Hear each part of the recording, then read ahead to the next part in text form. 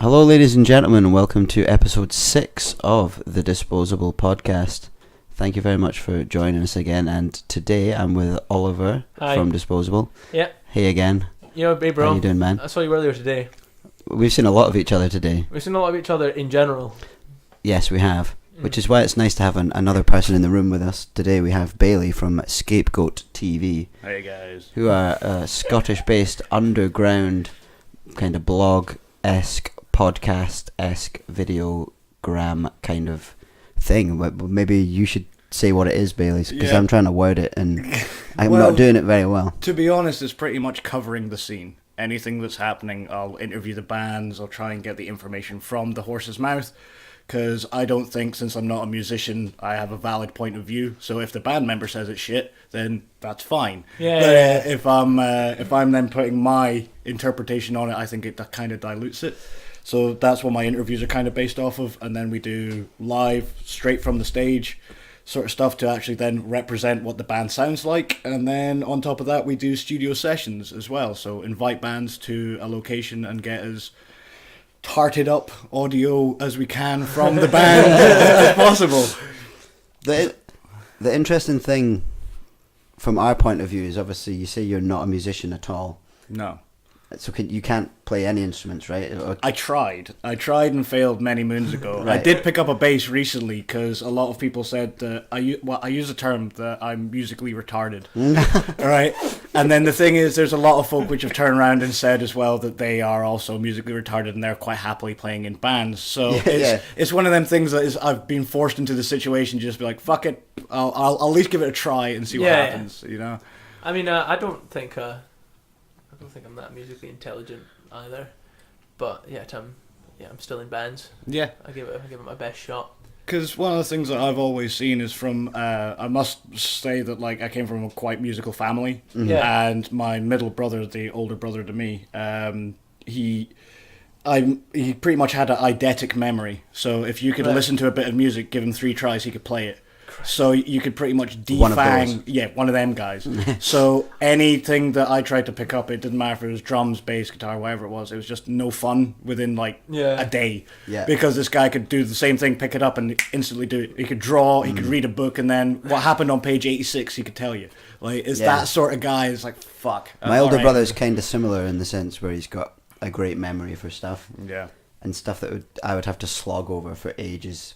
Like I've kind of got the creative genes, which I'm kind of happy with. Yeah. But he totally always had the academic genes.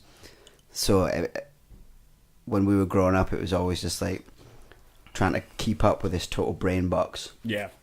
Which is probably why I just went down the creative route. Yeah. Because every other aspect of life, it was kind of like, he's going to nail my ass on this. Yeah. And as brotherly vibes go, it's like, well, I need to be better at something. Yeah. You know?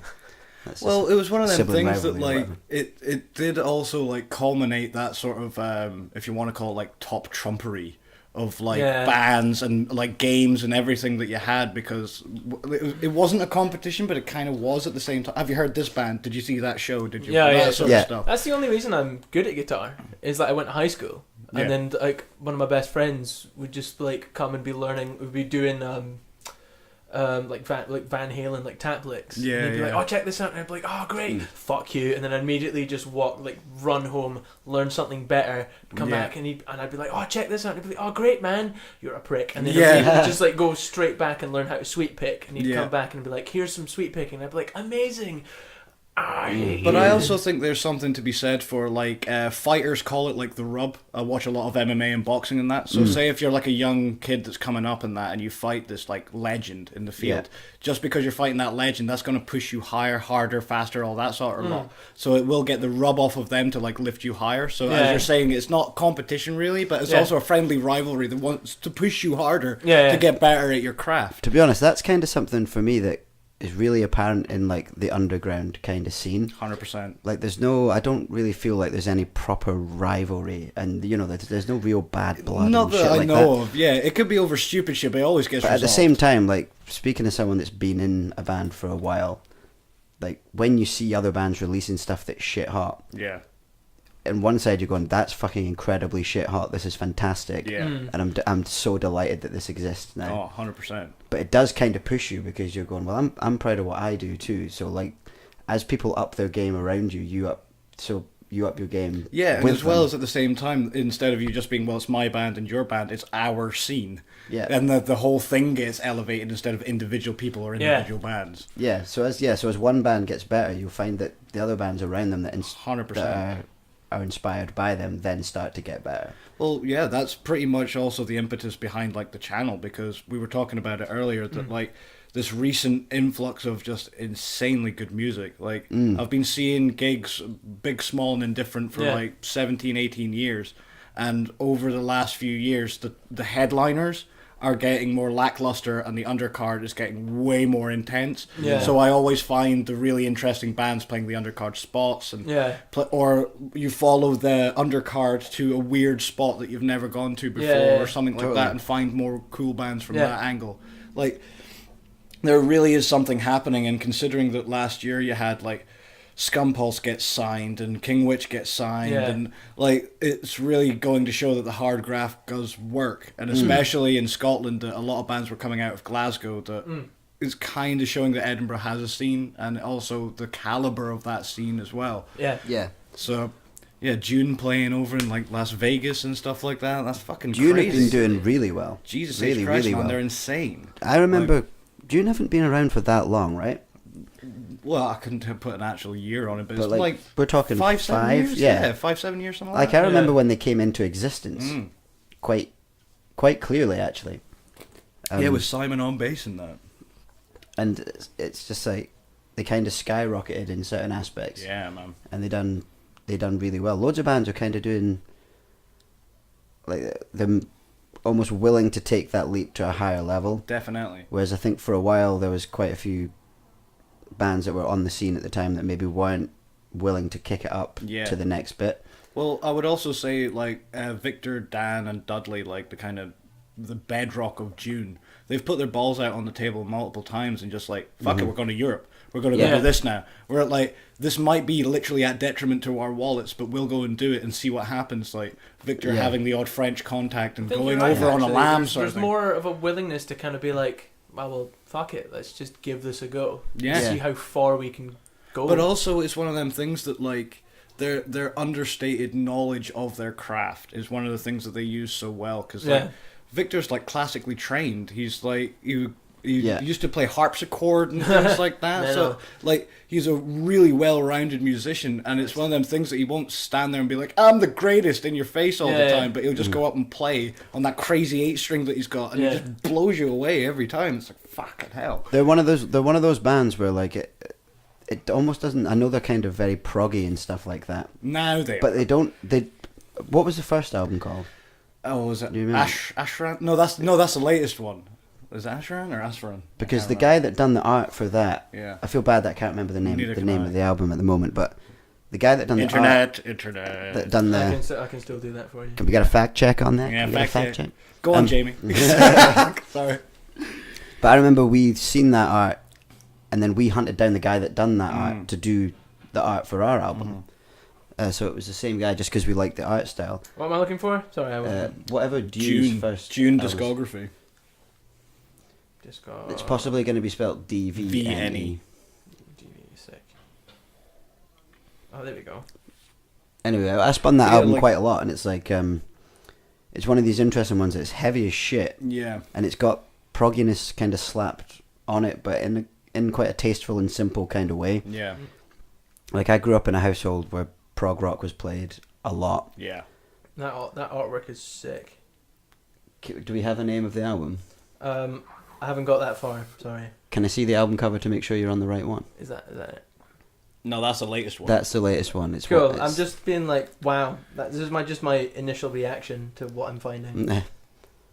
Anyway, carry on. Sorry. Yeah. So like, they're one of the bands for me that it kind of comes across that eventually the great musicians will prosper. Definitely. Like you don't have to be. It's this one, Progenitor. Progenitor. That sounds right. One. And then it's what's the following one? And then it goes Asheran. It's Aurora Majesty and then Asheran. Yeah, Aurora Majesty is pretty much the heaviest thing that they've done. It's like it looks heavy, really angry, noisy, and fat. Where the other two are more on the proggy side. Nice. And before they released Asheran, when I got a chance to interview them, it was one of their like choices to go away from that. To make sure that like they'd played with a lot of bands which is just put cabs on cabs on cabs on cabs and just go nuts. And they were like, well, we're going to take a little step back now. Let's get some keys involved. Let's go like their influences changed, so the music they play changed. But it seems like that's worked in their favour. 100%. You know, when they've distanced themselves from these things that presumably at one point were their favourite things. Yeah. So I think it's quite important that the music that you write adapts to the kind of styles you're into at the time, because that's what you're gonna write best, because that's what you're really enjoying at that time. Yeah, exactly. If you're passionate about anything, then that'll get a better result. Even if you're not the best at it, you'll still put the passion and drive behind it, and that's pretty much it. I remember when Andy was in the band, one of the first guys that kind of inspired us was Victor from Dune. Yeah. Because we could see him kind of working behind the scenes and organising stuff in Europe. Yeah. And we were kind of young at the time. I mean, that must have been 4 or 5 years ago when the first time they went to Europe was a while ago now. Yeah, good one. Because they kind of went pretty quickly. Yeah. They didn't exist for ages and then take that step. It was kind of just like, let's start a band and go balls out from the start. So I think Andy was actually in contact with him for a while, because we were like, holy shit, who's this guy that seems so willing to just take his band to Europe even though they've not existed that long. Yeah. And so he hooked us up with a few contacts at the time. It never actually amounted to anything. Yeah, but at least it was like a nod in the direction. But it was kind of just like, okay, there are bands from Edinburgh that are willing to do that we can easily get in contact with to help. I think even on like my side of the coin, because I'm not a musician, and so the thing is that since I've just been a punter to most of this, and I keep on talking to musicians like yourselves and promoters and all that sort of lot, you'd be surprised the amount that you get if you ask. If you go, I don't know, or can I come and do this, and like that sort of stuff. So I keep on saying it to a lot of the folk that I'm around when I do these sessions or live whatever interviews. And I was like, you guys could have done this all yourself. Yeah. Like I technically wasn't needed to orchestrate you guys. No, you even know each other as friends. Yeah. Like you meet each other all the damn time. You speak about the same shit every gig. Like, so why the fuck haven't you done this yet? And it's like, it's still in a jokey way, because like I love the thing that I've done, but I'm really surprised it hasn't been done yet so far, sort of thing. Totally. So. Yeah. I mean, so let's go into the whole scapegoat thing. Go on, talk about what you do and why you do it. So obviously you've mentioned that Scapegoat is born from just your understanding that the scene was getting really good and you wanted to do something about it. Yeah, like there was kind of initial conversations back and forth with people in the scene, and like the kind of main three was like Ewan Cameron, bass player in Atragon, Ali Lauder at the still in of Spire of Throne, main guy in that, and Stu Gordon. He also was in Garita, he does Wall of Sound, all that sort of lot. And the one thing was that at the time, this is when there was big touring bands coming through Bannerman's. Ewan was putting on gigs all the time, and it was like, this is something's happening, but nobody really kind of knows. Like everyone's getting bored with the Facebook posts and stuff like that. Yeah. And after a while, it was kind of it might sound cheesy, but it kind of picked me, not I picked it. It was just like I had a couple of GoPros and I knew the right folk, and I was like, fuck it, let's try this thing. The first one that transpired was there's a guy called Parker Chandler, and he plays in a band called Windhand, and his other band is Cough. The t-shirt that I'm wearing just now. That's an incredible band name, by the way. Yeah, it's incredible. It's fucking. He does the artwork for it as well, and it's just fucking savage. Yeah, that's great. So so he played a gig with Cough and Elder when they played in Bannerman's, and same again. I was just a paying punter. Got speaking to this guy. We had like a great time. He buggers off back to the States, comes back in Windhand and goes, "Oh, are you doing anything? Do you want to come hang out?" It's like, yeah, fuck it, why not? So I was like, well, why not take the cameras along? We might get something out of this. It wasn't planned. It wasn't like I had an idea of what questions I would ask or anything. It's just sit and bum about. And it was his thing because Windhand had just been signed to Relapse, which was like, I can tell my people that it's an interview in quotations, and you can film what you want. But if you're just like, hey, my friend's going to dick about, they'll just say no. Yeah, totally. So it was, he kind of put it into that let's do interview sort of thing, and I Yeah. just agreed, and that was the first one, and then you guys were not far after. Yeah. And it was that thing of like, well, if I'm going to do this, I'm going to reach out to the people that A, I go see, B, that I like their music, that sort of stuff. So it was then the people that I knew, and also the people that working through bars that orchestrated stuff, and they could get me in contact with people. As I say, doing all the same stuff that bands normally do. Yeah, that's like it. to go and get the It's gig. almost or like what- you're a band member that just doesn't have a band. Pretty much, yeah. But you're doing like the PR side of it really well. Well, it's one of these things, man, that it's like, I'm quite surprised because there's a lot of folk that always go, oh, I wish I could do this thing or whatever. It's like, just go fucking do it. You gotta start somewhere. Because, like, I saw this great interview with Justin Roiland, the guy that does the, like, Rick and Morty, and it's like, he gets a million emails a day being like, oh, what I would do to work on Rick and Morty. But not one of them sends him something to actually show him what they do. Yeah. And it's like, well, okay, but what am I trying to evaluate here? Yeah. And it's the exact same thing with here. It's like, there's a million great bands, but how are folk going to evaluate them if they, A, can't see them, hear them, all that sort of lot? So it was, as I say, there was this void that wasn't getting filled, so I thought I'd better step into I think, like, yeah, exactly. I mean, musicians are, by their nature, are shambolic humans. We can barely kind of get each other to do I agree, music. I'm one of them too. Yeah, like, we can barely get each other to do music, and so then when it actually gets to the point where it's like, oh god, like, how do people hear us? It's like, oh god, I don't know. There's two things that, from our point of view, like, our band, in terms of this kind of thing, is, like what I just said, A, the effort that goes into the music can sometimes, like, sap your energy a little bit. Yeah. And when the time comes to actually release it and really plug it hard, you mentally kind of feel like you're at the end of the journey of that you're album. starting to think about the next project. So, like, we're already writing for the next one. The one that we just done isn't even out yet. Yeah. When really, what you should be switched on to is how you're going to then force that into people's faces for a while. But as musicians, you're kind of just tuned into the fact, like, okay, that batch of stuff is written. Yeah. When that goes out, we'll just start the next one. Yeah.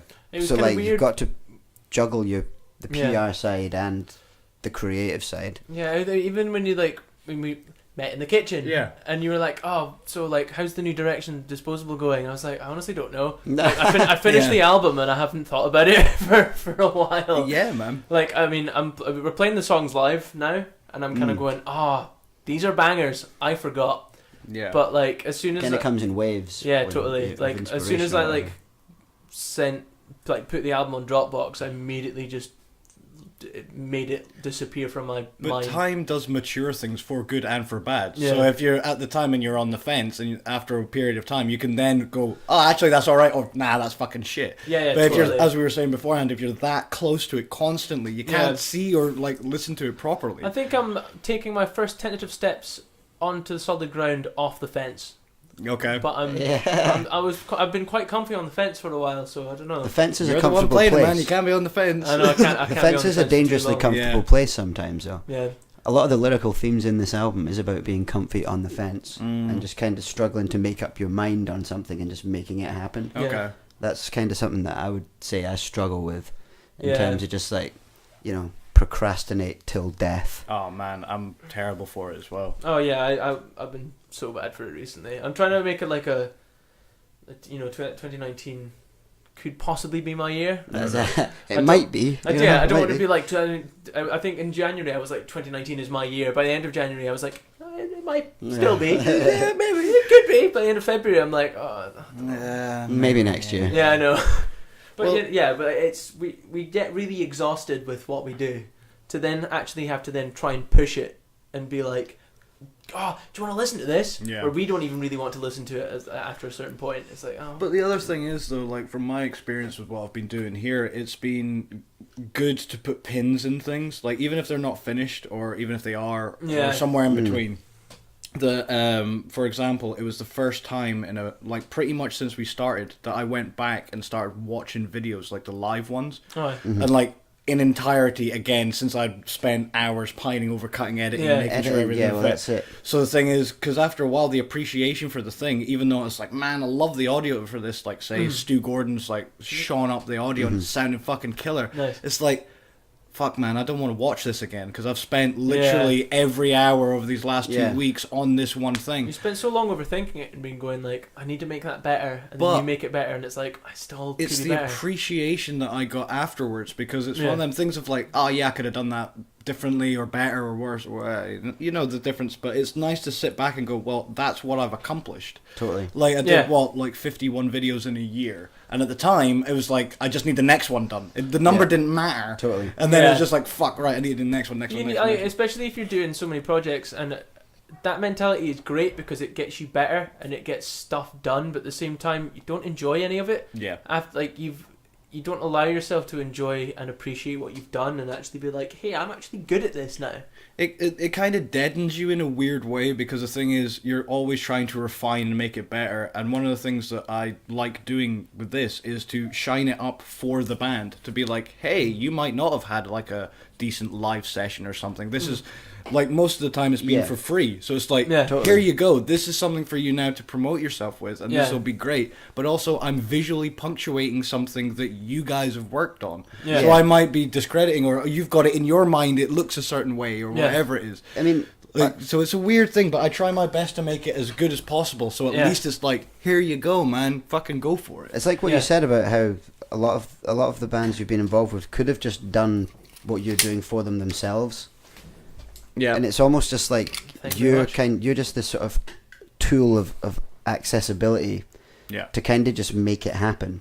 Yeah, you know, because from a band point of view, and especially with social media and stuff, and how you sort of present yourself on that. There's only so many ways you can do it, and I feel like a lot of bands are kind of either worried about always trying to come across as dead professional online, because there's that mindset of like, well, if someone important is looking at our Facebook page, it's got to look professional. Yeah, we're not going to be a shambles here, sort of thing. So you've kind of got to juggle that. At the same time, you've got to make some kind of content that's got personality and stuff in it without just posting sort of dead serious kind of stuff.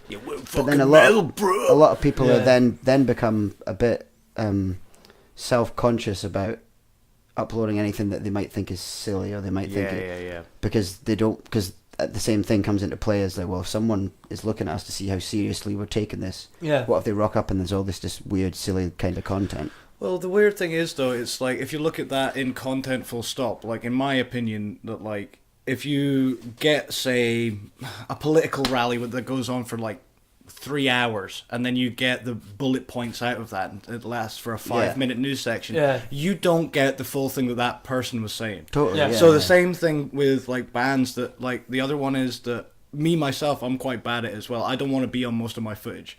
Like, it's one of them things that, like, doing podcasts like this, I'm all for, because I'm not on camera. Totally. But the thing is, not that you know of. Not that I know of. Well, you left me in your room earlier. But it's like, it's difficult without you filming it all the time, because personality is key. There's a lot of things about like on-stage persona, off-stage persona, all this sort of lot. There's so many things for a band to look at, and to tie it all in by yourselves is a very difficult ask. I only do one thing, which is videography and stuff like that, which is not being offered right now, but I think other people are willing to go and fill in them other gaps, like management and stuff like that. So it's slowly making that family, so you guys, well, bands full stop, don't have to do it all themselves. Because we were talking about it earlier, that like bands getting the 360 deal instead of having like an A&R man. So you pretty much, management and labels will come in and go, right, it doesn't matter if you've done the artwork or you've set a tour or whatever it is, we're going to get a percentage of that. Right. So anything that you do, 360 all the way around, we're going to get a percentage out of it. Instead of it being, well, we'll actually fund you a little bit, we'll back you up, or we'll give you a persona, like, and whatever. 360 deals are so famously crap that I think nearly any musician who has a brain would kind of look at it and kind of go and steal well away from it. It happens every day, man. But it does. But I suppose, I suppose you're right. If you've got like a Relapse, a Metal Blade, like Nuclear Blast or something like that, and they turn around to an Alien Weaponry, a young like New Zealand band that's doing Maori and something like that, and then go, you can play Brutal Assault next year if you want. That's it. Would you turn that shit down? Yeah, that's it. They've kind of got the power. It was kind of it was like the only good thing I learned about going to music university was when I did music law, and they would basically just sit you down and go, you've got offered a record contract. It's your first ever one. Do not accept it. Mm-hmm. Your first ever record contract, as a rule, don't accept it. Like, it's just not. It's not going to be good. Like, just it's the one relatively good thing I kind of learnt from going to college. The other one is just doing the simplicity of things, is getting learned about that situation. Yeah. As I was saying beforehand, like, I'm trying now to navigate the waters of making sure the content that I put out is safe and all that sort of lot, so I can't get sued and legal and all that sort of lot. But that's the thing. I'm not saying I'm going to be a lawyer tomorrow. It's I'm going to pick up enough things that I've got the knowledge that I'm going to keep my product safe, and as well as the musicians safe at the same time. Yeah. So it's the same thing. I was speaking to somebody the other day, and they were talking about all they want to take is like fashion shots and things like that. And I was like, go with your shitty iPhone and go and take some photographs, because after a while you'll know what a good photograph looks like. It doesn't mean you have to be a photographer. Yeah. You can now see someone that's trying to pull the wool over your eyes, and it's like, that's fucking shit. I'm not going to pay you for that. Yeah. So it's that sort of thing. You don't have to be the 10,000 hours master at the thing, but at least have an interest in it if you're going to ask somebody else to do it and get paid for it. Yeah. You want to know where your money's going. Yeah. At least, and the type of person that you're dealing with. Yeah. As well, because like, as I say, I can't speak highly enough about like Wall of Sound, Stu Gordon, and City of Disc, like James McDonald. Like, they put a lot of time and effort into the audio side of things. The same, if not more, I put into the video side of things. Yeah. Mm-hmm. And the thing is, it's a labor of love, and like the way how we sort out the studio down the road is one of these things that, like, anything audio's down to him, anything visual's down to me. If there's any problems in our fields, we're the one sorting it, not the other one. Yeah, so we've got a good agreement going on. We've got a good agreement, but the thing is, we never discussed that. He just took the reins and he was like, fuck it, now this is what's happening now, sort of thing. And every single time it's been fucking insane. Like, every single one, doesn't matter if it's been grind or psychedelic stoner or whatever, it's been like, but on the money. Let's talk a bit about the Wall of Sound stuff then, because it's a really cool thing, because these sort of live session kind of things are, or once upon a time, were perhaps not something that any bands in the underground scene here in Scotland would really have access to do. And well, maybe they could do it themselves, but there's something more appealing about if there's a third party involved, like Scapegoat, for example, which I think is a lot of the stuff about it that is appealing to bands is because you guys are involved. You're not necessarily doing something that they couldn't do themselves, but because there's some kind of collaboration going on there, things become easier or more interesting or less stressful or something, because it's kind of like you've kind of got the responsibility of the video stuff, and then they're not having to be self-conscious about the editing. They just turn up, do the thing that they're good at, and that's it.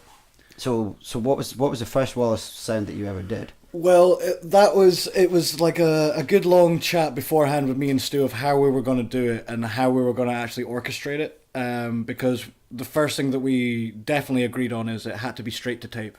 Right, so there's no overdubs, no different mixes. It's how it was on the day. Yeah, true representation. True representation is just that sometimes in the live recordings that we get, sometimes the stems can get a bit fucked up or whatever. Yeah. So this is the same thing. It's not like we're making an audio cut for a CD where we're going to take 100 tries at it. It's literally, if you fuck up, that's fine, but we're going to have to do the 20 minutes again. Yeah. Like, so I don't give a shit what you've got to say. We're not going to cut out another song. I mean, I like that, because you are getting a true representation of 100%. How that band plays. Well, it's a live performance, isn't it? And at the end of the day, like, that's what live performance is. Mistakes happen, and you're not going to be as tight live on as you are on your record. We actually think a lot of bands can get fucking close. They can get close, but this is the crazy thing, is that without a shadow of the doubt, so we've already got like a good few bands in, every single one of them has smashed it. Like, for example, the first one was SAPIEN, like good friends of ours, good friends of Stu's and stuff like that.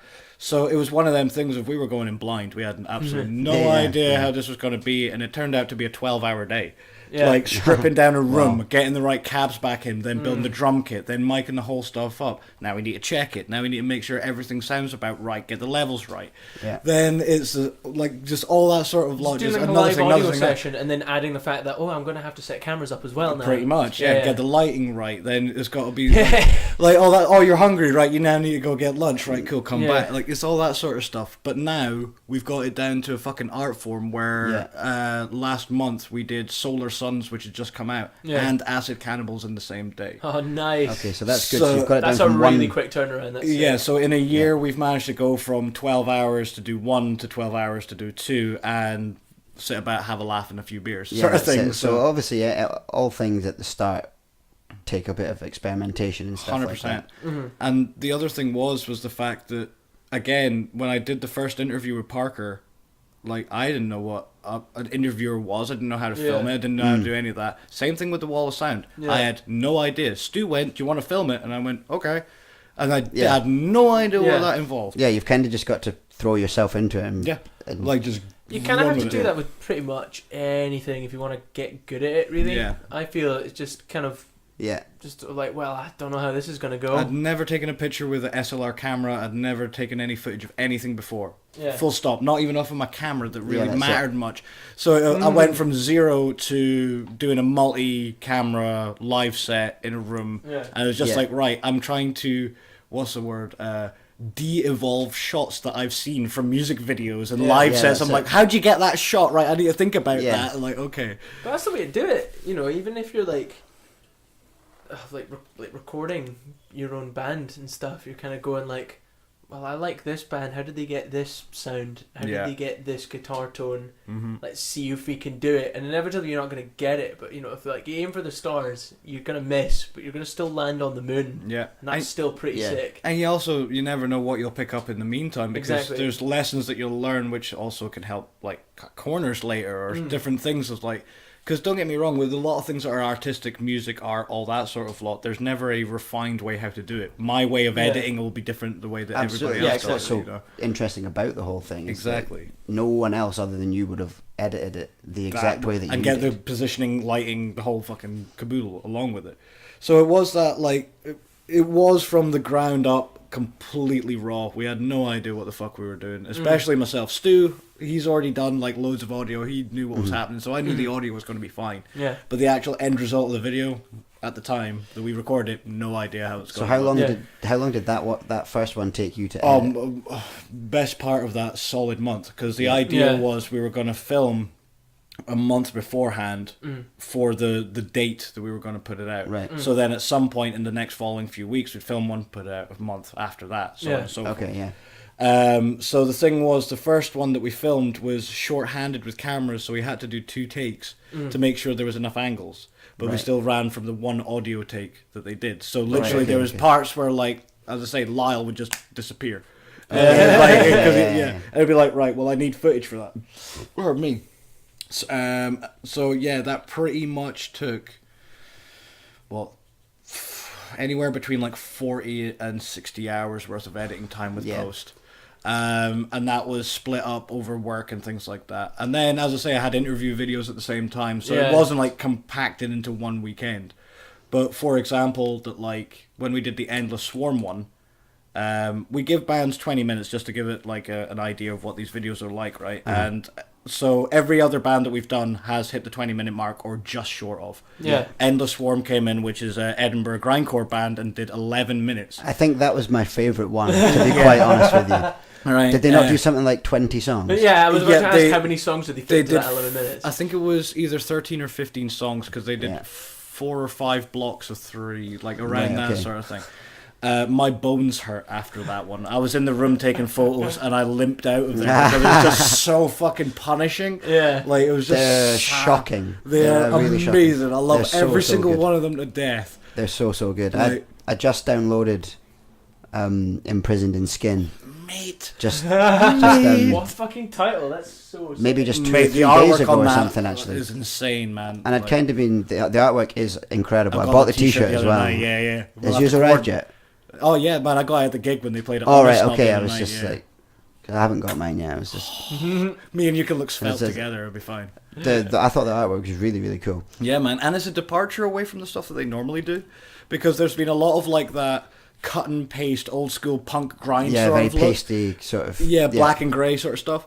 And then this one almost got a modern kind of twist. Yeah, this one's got like a really graphic art, really cool sort of look to it. See, I really like that. That's kind of the art that we kind of like is more like that, but it is again inspired by like old school stuff, but it's kind of digital. Well, even stands up in this day and age. even the endless like t-shirts are absolutely brilliant, which are like photoshopped cells from the Twilight Zone and stuff like that. So you just get weird as fuck images that have been just slightly altered, which makes them even more weird. Yeah. And you're just like, what the fuck am I looking at? I need to buy one of them. But I was so impressed with that album. Yeah. Because I'm not a huge grindcore guy, to be honest. Like, I've got a couple of Brutal Truth CDs. Yeah. And I've been following Gay Panic Defense for a while. Just first and foremost because they were like great pals. Yeah. But they were also like my access point for the local kind of grindcore stuff, because it's not something that I really followed. Yeah. So that then got me into Endless Swarm. Yeah. And this is all just like recent stuff, like in the last few months for me. Yeah. But I was really impressed with that album because it sounds great, and I've kind of had it in my head that grindcore doesn't sonically sound that great, and it doesn't matter. Yeah. But that album does sound great, and it's really mega tight. Really killer, yeah. And it's just all the stops are they're so stabby and clinical, perfect. yeah. It is, and like you said, it's punishing. Yeah. Because it is just clinically, technically great. Yeah, like any time that you feel like you can get a good solid breath in at an Endless Swarm gig, you know that's gonna be pain to follow. It's like, and then it's like, oh Jesus Christ! It's it's fucking ace. I seen them at Banshees. It must have been a couple of years ago now. Before I can't remember if we were playing that gig, or whether I was just at a gig. But I hadn't heard of them until that night, and it was just ridiculous, man. It was just they just blew everyone away. Yeah, it was just total carnage. Well, like also to put this into context, I'll just finish the end of the story about the like wall of sound thing. So like every other band's done about 20 minutes, and on average there's about 500 to 600 cuts in there to like punctuate where the drummer's playing now or the singer's singing or whatever it is, right? When we did the grindcore Endless Swarm one, as I say, it was half the length, 11 minutes. We did 1,200 cuts in it.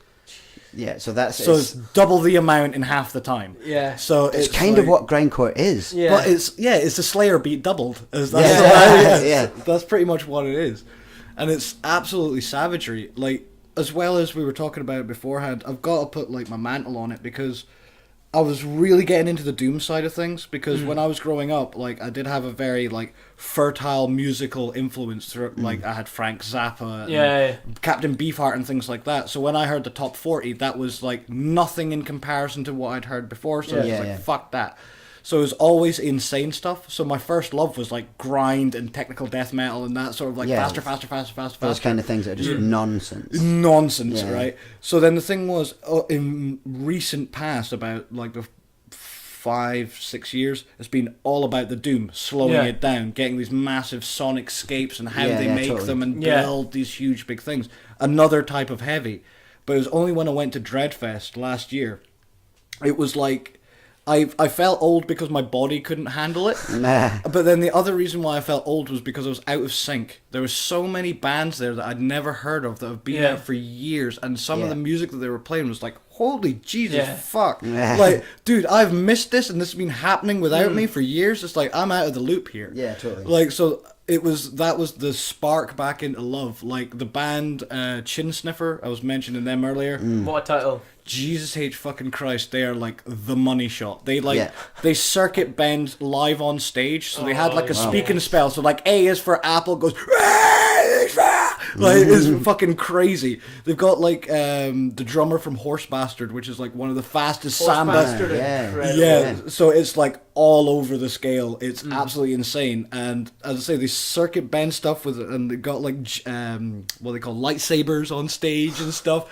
It's just pure unadulterated fun, but raj as fuck. The other one was Sloth Hammer, a 2-drummer like kind of insanity grind project. Like it was things like that was like, I thought I'd seen it all until you walk into a room and there's a guy like with a grinder on like a pad and sparks are flying fucking everywhere, and they're duct taping a mic to a Mommy and Me doll and like smashing it off a table and stuff. It's like, right, I'll go see this every night of the week if it was fucking playing. It's like, what the fuck have I been missing? That's what, to me, is so interesting about grindcore as a genre, because you can pretty much get away with anything, and it's no holds barred. But at the same time, like, no one's really using that to just make utter garbage. Well, I also think as well that, like, a lot of these bands are actually really fucking incredibly fantastic. Oh, amazing, yeah. And they're technically precise, and they've probably got instrumentation and knowledge far beyond the average band.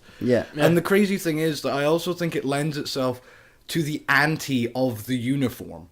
Because if you think about the thrash metal denims guy, and then you've got the emo choppy haired guy, and then all that sort of lot, when you put yourself forward and go, I am a fill the blank band, there's normally like a uniform that goes along with it. Grindcore, you're right, it's kind of... It covers everything now. They literally shit all over that. There's literally like Gay Panic Defense turn up in dresses and stuff like that. They're literally like, fuck all of you guys. There is no uniform here. We just play this. Well, the whole idea of grindcore was that it came from hardcore punk, really, didn't it? Or was it? Yeah, like there was one of these things that it was just they took the political flag and ran with it. So it was the same idea with the kind of like black metal of like, this is so discordant that we're trying to make it in your face, and that was kind of the thing that kind of pushed it.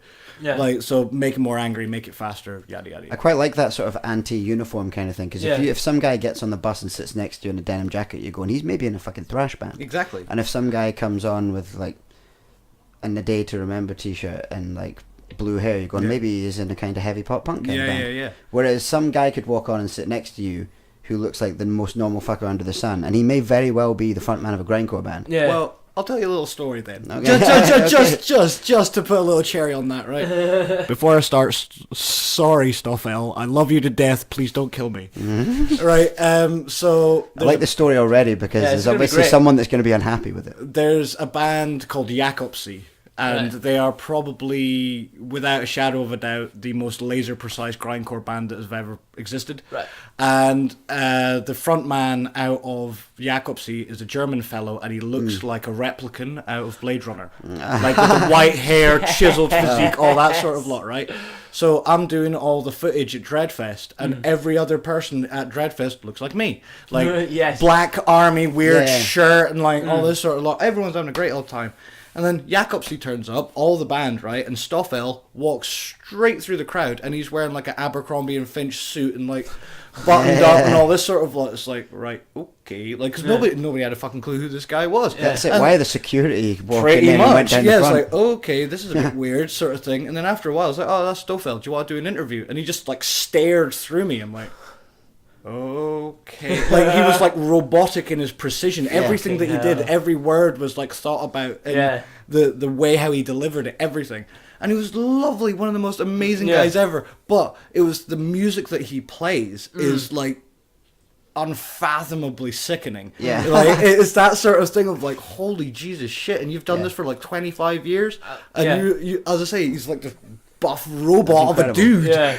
What I quite like is that maybe once upon a time, like, fans of certain genres wearing certain things just added to the community spirit of it all, and like I'm totally a big fan of that, and I think that's great. And once upon a time, it probably was the way forward, and everyone really loved that.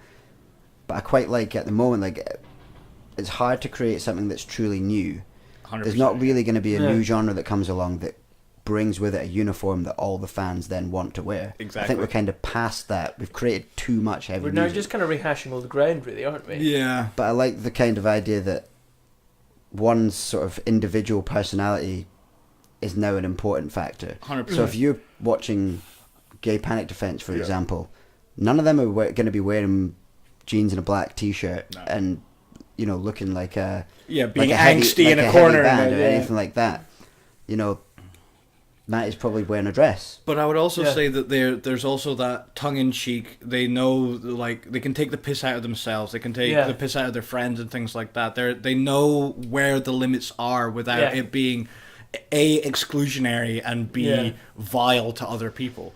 Because, like, grindcore is probably, without a doubt, the most politically correct type of genre of music. Absolutely. It's all-encompassing. It's like... Oh, well, you eat meat, you're vegan, you're heterosexual, you're homosexual, doesn't matter. Yeah, come on, let's go. Like, whatever, that's cool. We're not exclusionary here.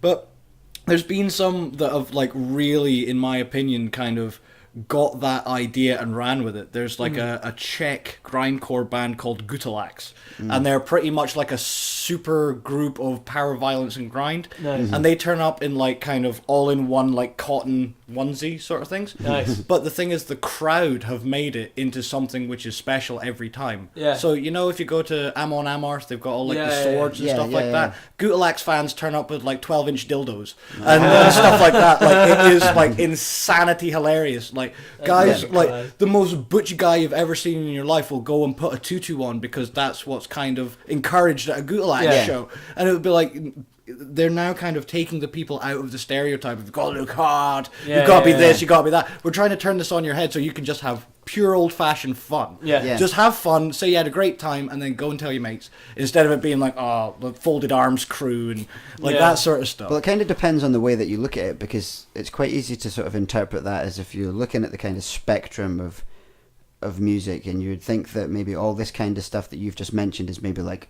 novelty-esque. As if like the standard way of doing things is smack bang in the middle, and then all this stuff that's kind of off to the side a bit, like your fans bringing dildos or wearing dresses and shit, you could maybe interpret that as like novelty kind of stuff. It could be a gimmick. When maybe actually the kind of really uniform thing is way off to the side. And kind of just doing whatever the fuck you want is in the middle. But also it's the same thing that like the impetuses that are put on you guys and the way how a lot of other bands before you and around you right now have got to play the game. That's why there's a lot of these DIY studios. People are doing it their different way in comparison to beforehand where there wasn't as many options. So I think that's another reason why we're having so many different looking and sounding bands, because beforehand we didn't really have the avenues to get that out. Yeah, that's it. So I think that's pretty much the main one, and that free expression will come with the more outlets to get it through. Like we were talking the other day about how easy it is to do things DIY now. Everyone's got access to a computer and the internet and all this. You can start up a band and record your own music and release your own album so quickly and easily if that's what you want to do. So there's really no need for you to have to try and brand yourself too much like others to try and get attention, because it's like maybe back in the day it was like, oh, they look and sound a bit like that band that are already really established. You know, almost kind of to your detriment these days now. Whereas now you can really do whatever the actual fuck there's you want. even bands which are kind of like looking at it from a point of view, like one of the bands which I'm a really big fan of recently, and they're kind of like post-metal-y big grand sounds. It's like 100-Year-Old Man.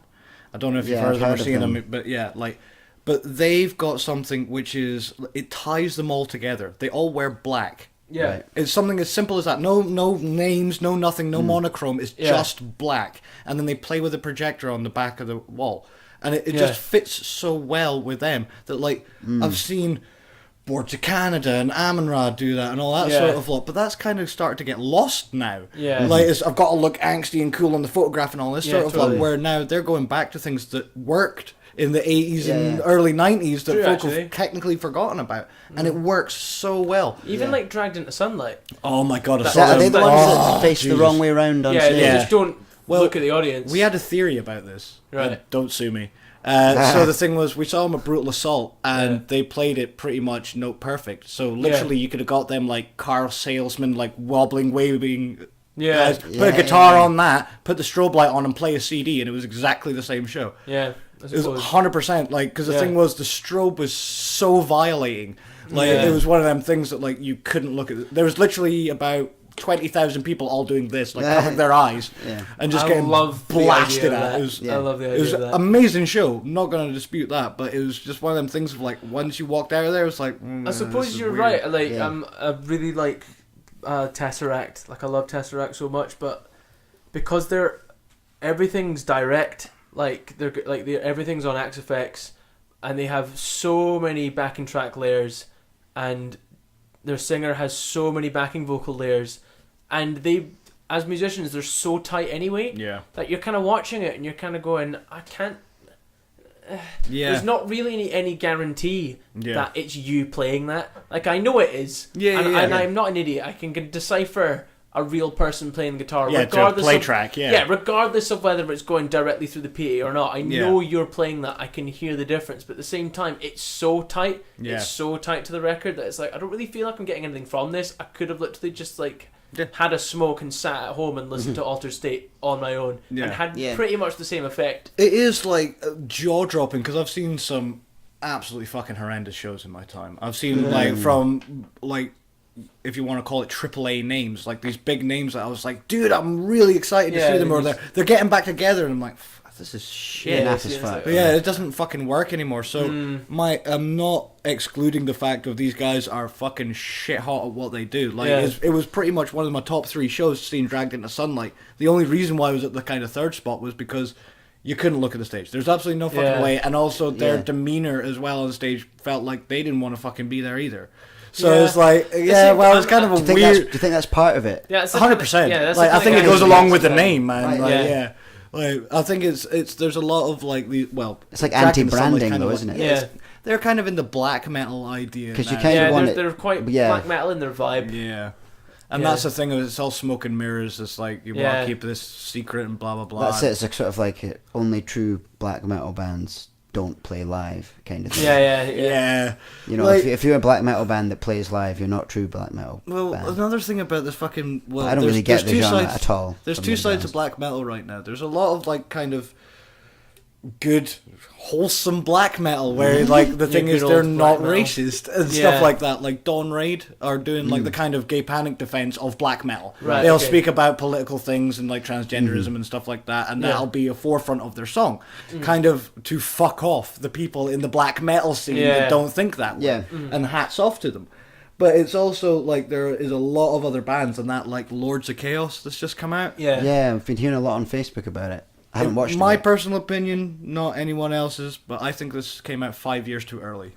If you let it stew for another 5 years, and Varg isn't in his, if you want to call it, playing prime, and a lot of other these bands. Is it the film, right? Yeah. I've not seen it yet. So it's things I've not seen it either, but I think that if they left it for a few more years, then this tsunami of problems that come out of it, because I'm a big fan of watching like Henry Rollins interviews back in the 1980s, filmed by a guy that didn't know how to use a camera, like pointing at a subject matter that nobody gave a shit about. Like these things are now current, and we need to actually know about them. So they should be made into documentaries and stuff like that. Yeah, totally. But I think the timing and the way how they did it is not very good. Right. Okay. So, like, as I say, give it a few more years, and then this wouldn't have the big stoking of the fire of like all black metal is fucking racist, and like what we're in right now of the black metal problem.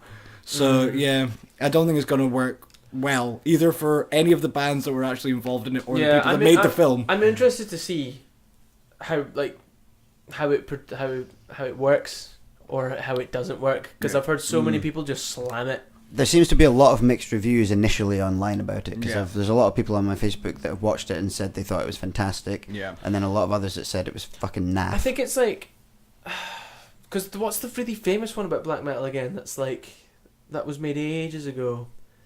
I can't remember what it's called. Yeah, I've seen it. It's on YouTube. Sorry, is it a documentary? Or is it's a documentary, It's like, I can't remember what it's called. I'm going to have to Google it, but like... It's just the Varg story, really, isn't it? Or is it the one that's like the origins of black metal? Yeah, was that the one that was based on the book? Because there's a book, and then there's a documentary pretty much on beat by beat of the book. And they talk about, actually. Like... I'll need to check that out. I'm gonna Google black metal documentary. There's and two it's just gonna come up with the quite the long new ones on YouTube that I've watched them both, but it was a while ago now. Yeah, and even then I was a bit like, there's a really, really specific way that you'd have to present this to make it just, because if you present it in plain, it just sounds crap. Yes. Like if you present it in plain, it's just sort of like, these are a bunch of fucking creepy teenagers dressing in corpse paint and killing each other and burning churches, and their music is kind of like, oh, okay. Yeah. But it's like when you're a kind of fan of it, it's something more. But then again, when you think about it, it's like maybe it's just because I like it that I think it's something more. Yeah. And then when you strip all the kind of sentimental value away from it, and it's like, well, this is literally just what's been happening. This is just what happened. A bunch of creepy teenagers dressed in corpse paint did some weird music and then killed each other. Yeah. And it's like, oh, okay. But it's just, I would say as well that like the purists have waded into something that has been also documented fairly well. Like even like that Sam Dunham, after he went and did Metal's a Headbanger's Journey, had to go back to Norway to go and speak to all the Norwegians about the church burnings and stuff like that. So even in like current documentarianism and stuff like that. These people have gone over this ground a lot. So the thing is, unless you're going to be hitting these beats bang on the money, you're going to fuck about with something that a lot of people, which are very dedicated about, know is wrong. So you're going to fuck that up. It's like the same as when you get like hardcore comic book fans, and then they're like, what the fuck did they do to Catwoman? It's like that sort of stuff. It's like you're ruining the thing that they're banking on, which will then push them into that even harder. Yeah, you're right. And my initial reaction to, there's another new black metal documentary, it was just like, alright. It's the sort of like, I'm not going to want to watch it, and if I do going to watch it, I'm just going to be like, that's wrong. Because you've kind of been hearing a lot about it. It's kind of like, I wonder when the documentary's coming. And then it actually does happen. You go, someone did. They just cashed in right now. And it's exactly what you've said. Like, people are so invested in it that they know too much about it. So it's like, well, it has to be bang on the money. Yeah. And it inevitably isn't going to be. No. I think what works... So what's the point? I'm not going to watch it. Yeah. Well, what works about a lot of documentaries is they kind of spring out of nowhere. Yeah. And they capture your attention because you're like, why is this seems like a huge funded, like, big fucking deal that I've never heard of in my life before. A documentary that you would watch about something that you have no idea about, you'd be like, what's that about? I'll give it. I feel like most people that are going to watch this documentary are black metal fans and people that have been keeping up with the kind of metal fans. Yeah, but the thing it's probably aimed for isn't really those people. It's probably making something that's really interesting for the broader public. Yeah, like I've only seen the trailer, but it kind of comes across as like a teen melodrama sort of thing. Like it's kind of got that sort of like just out of high school made film. Like it's the kind it's of got thing. A weird look to it, man. Like, that's interesting. Yeah, it's odd. So I'm like, fair dues. If it is that way, that's fine. If that's a pet project or whatever, but it doesn't look like there was millions and millions and millions thrown at it, because also that's not a subject matter that an investor kind of would put money into. It's not something that millions and millions of pounds is really realistically going to go to. Yeah, I know, but no investor is going to be like, black metal, let's put loads of money into that for a Netflix film, like. You know what I hear the kids really like is this black metal. Yeah, exactly. It's weird because it's a bit racy, you know. It's kind of a grey area as to what the target market for this documentary actually is. Yeah, totally. Because it feels like, from the initial reaction, which is like basically my social media, which is full of metal fans, most of them not liking it. But then I don't think any fucker that's not into metal is going to ever watch it. No. And if they do, it'll be by accident and then be like, that's fucking I feel like weird. if I sat down to watch it with my mum, she wouldn't care how it was made or what time it was made. I need to watch it. She would just go, these black metal people sound like horrible people. Yeah, why did you make me watch this? I need to watch it and see if it actually maybe translates to like a casual viewer. Yeah. Because if it doesn't, then it's like, well, I don't really see the point in... But I would also say as well that, like, there's... from our side of the coin, the ones which are actually going to these shows, we can actually see that there's going to be a lot more specialization in music as well. Like, you'll see festivals like, Roadburn and Desert Fest and things like that, which are going to be more specific to the music tastes. And I think that's actually going to be happening generalized all over. Yeah. But the major ones of journalists right now are going for that middle body of probably, and I'm not saying all of them are, but probably Primark wear like T-shirt, Avenged Sevenfold folk, which are happy to have the style but not the substance of it. Yeah. And I'm not going to dispute, like, just because you don't go to a show you're not a metalhead. That's not the argument that I'm making. No. But there's also people which are in that middle demographic that don't really know what they like or what they are into or that sort of stuff, but they like the style. I think that's who this is appealing to. Well, I think what's becoming apparent to me is that big festivals, like eclectic genre mixing festivals, seem to be on a bit of a come down. Yeah. Mainly because their headliners are usually the biggest bands in metal and rock, and they're either all getting old, dying, have already stopped, or every cunt's seen them loads of times already. I mean, so how many times does Slipknot really need to headline download? But this is the thing that, like, this has been the age-old question of who will supplant the Stones or Zeppelin or Sabbath or whatever. Yeah, exactly. Like, who's going to actually take over? The platform isn't there for bands like that to take over from these bands. Well, I'm going to hate on one of your favourite bands now, so it's going to be Fisticuffs of Dawn. Oh man, I do like a bit of it. Throwing some sausage. Is it going to be Metallica? No, this will be the Metallica freebie tour thing. Bands playing underneath Metallica for free. And it's like, that shit doesn't fly, man. Metallica don't need any money. Like, these kids should be getting more money out of any tour that they want. The exposure, fine, but at the same time, it's like... Well, how much exposure are you really going to get? But that's my point. And that's the thing of, like, one of my kind of major loves at the minute is filmography. I'm trying to learn more about film and things like that. And... did you see it was on Netflix? There was this Wes Anderson did it, and the Coen brothers did like little shorts, and it's like the tale of Buster Scruggs. That's great. Yeah, it's really, really good. But the thing I loved about that was they had massive big name stars like Liam Neeson and stuff like that. But Liam Neeson is a quiet role. He doesn't say a single word. They get the young kid. The guy that's the up-and-comer to do all the talking, and the old guard is now sharing a scene with this young guy. Why doesn't music do that? Why doesn't musicians go, well, this is the fucking next band here. This is the Gojira. This is the whatever. There's so many These are going to be the next thing. That's a very valid thing. And I think, like, it's kind of weird. It's like the industry's, like, so different. Like, the kind of movie and the acting industry is so different, and they now kind of... They've had to kind of go with the times in a weird way, to the point where they kind of know where the fight is, or they kind of know that, like, and you almost get that kind of that satisfaction or novelty aspect of, like, oh, it's Liam Neeson, but he's just kind of there. Yeah. And you can kind of make, and I think you can, like, see when you've got a film and you show the trailers and you show all the big stars just to kind of, like, they're in it. Yeah, we paid them lots of money. They're in it. Yeah, but they're they're not the main thing, but they're in it. We know they'll buy a ticket because they're in it. But don't get me wrong. It's like, if you at the end of the day say that, like, Sam Raimi, like, and like Bruce Campbell and all this lot are going to do another Evil Dead, but we're going to get all these new kids in and, like, all these old stars and that. Like, the old stars will be the ones that are the draw. The new kids are the ones that are meant to sell the show. Well, the Star Wars, and the more energy, the ones which are actually going to be fighting to make their time on screen work, like you guys on stage. Because don't get me wrong, if Maiden or Sabbath or Slayer or any of these people play, that's a solid house. There will be someone out there that's not seen them yet, and that's their chance to see them. I suppose with music, it's weird because you've really, really got to invest. It's that thing that you're talking about, like, you know, like, I find so many sick underground bands. I just need to look for them. With music, it's such a general thing that it's always kind of there, and it's like, well, I'm not, like, you know, like the memes where it's just sort of like, I'm going to listen to the same 5 bands over and over again. It's like, people don't really listen to music in a general sense to work for it.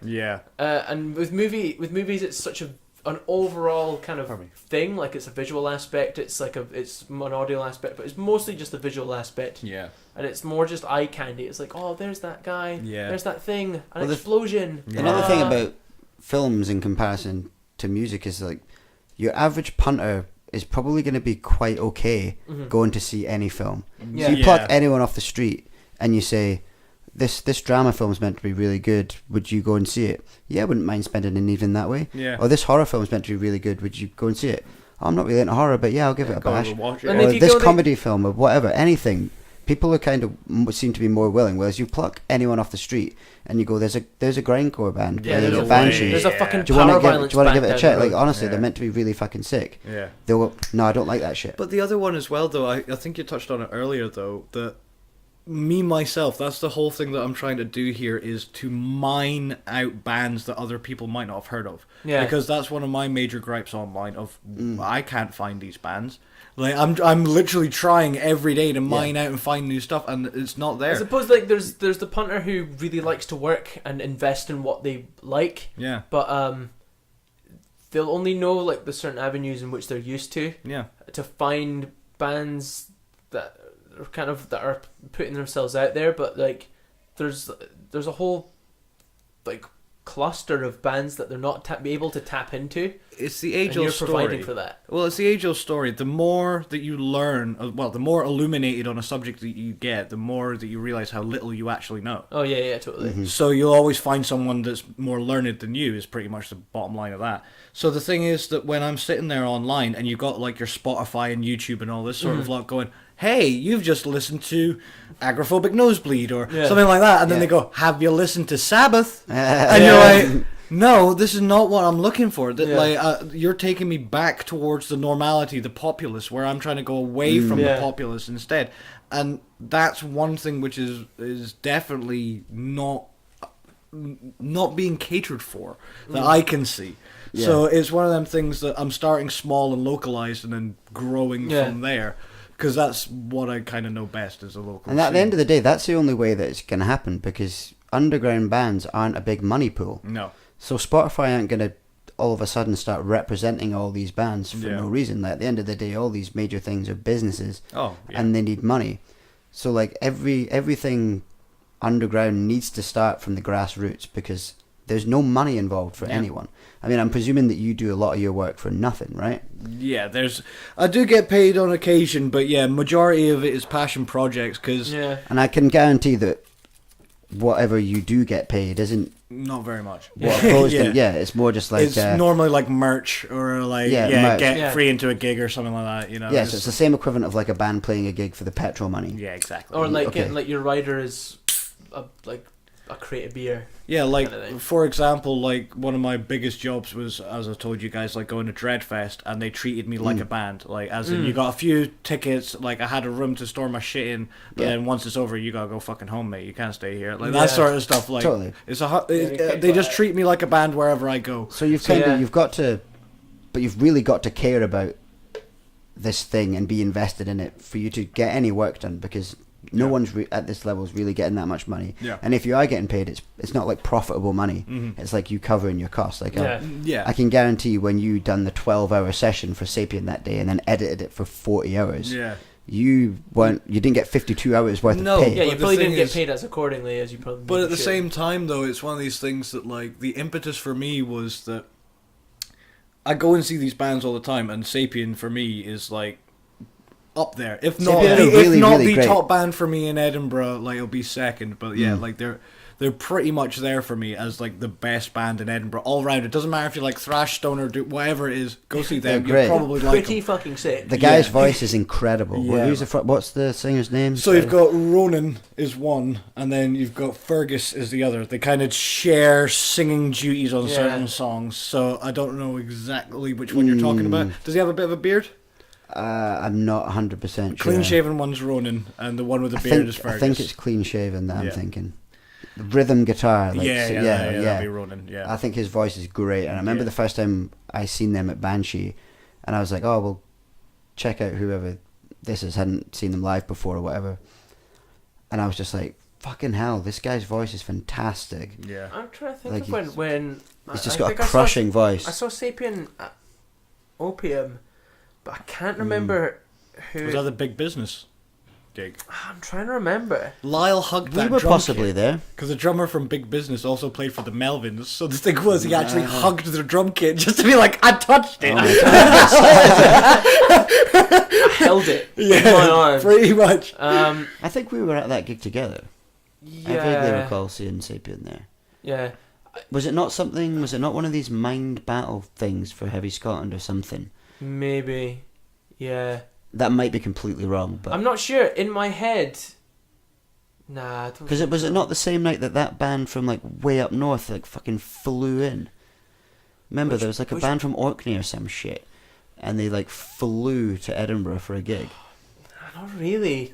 It was that night, I'm sure. I do remember, but basically, I remember seeing SAPIEN at Opium and being like, I wonder if these guys will be good, and being like, oh, these guys are really, really good. Oh, fuck my life, yeah. They're absolutely fantastic. They've got a great song, and forgive me because I'm not hugely averse on their tunes, but like the kind of middle section is this slow as fuck riff, and over the course of like a minute and a half, it just gets faster and faster and faster. Oh, I remember that. And gradually, it turns from like this quarter time beat into like a thrash, like and it's just the same riff, and it's like. It's just getting faster and it just builds so well. One of the other things that I do like about music as a whole, but SAPIEN have got like nailed down, which is there's a lot of complicated little flourishes and licks that are in there like hidden away. Yeah. And they make it sound so simple, but just one consistent body of noise pretty much. Yeah, they make like some really, really tasty stuff sound ridiculously simple, ridiculously stonery. And you're like, how the fuck can it be that simple? Until you're like, no, this is not. This is not humanly When you actually possible. like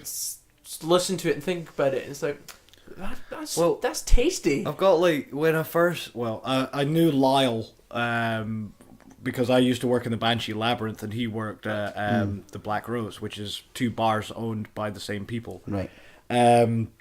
So we got on like a house on fire, and one day he's like, "Oh, you like metal?"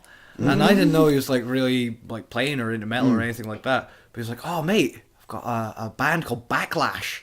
And I was like, "Right, you are." So I was like, okay. It's like, "Do you want to come to this show?" I was like, "Yeah, okay."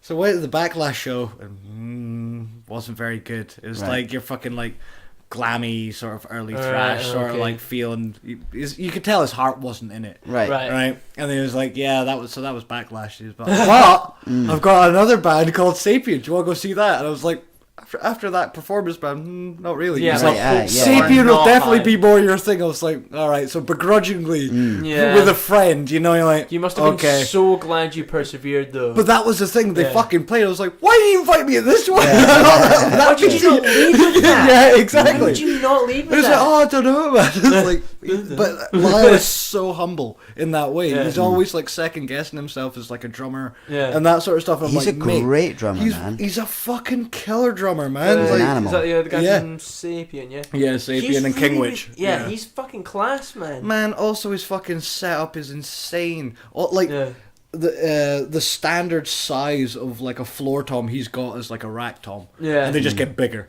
Yeah. Like they are just insane, and the cymbals are like fucking spaceships. What I've noticed about his drumming style is, again, it's like he never looks like he's doing anything super duper crazy or anything. Yeah, he's a really relaxed drummer. But it's lovely. He's tasteful as well as like still hammering the utter shit out of the drums. Yeah.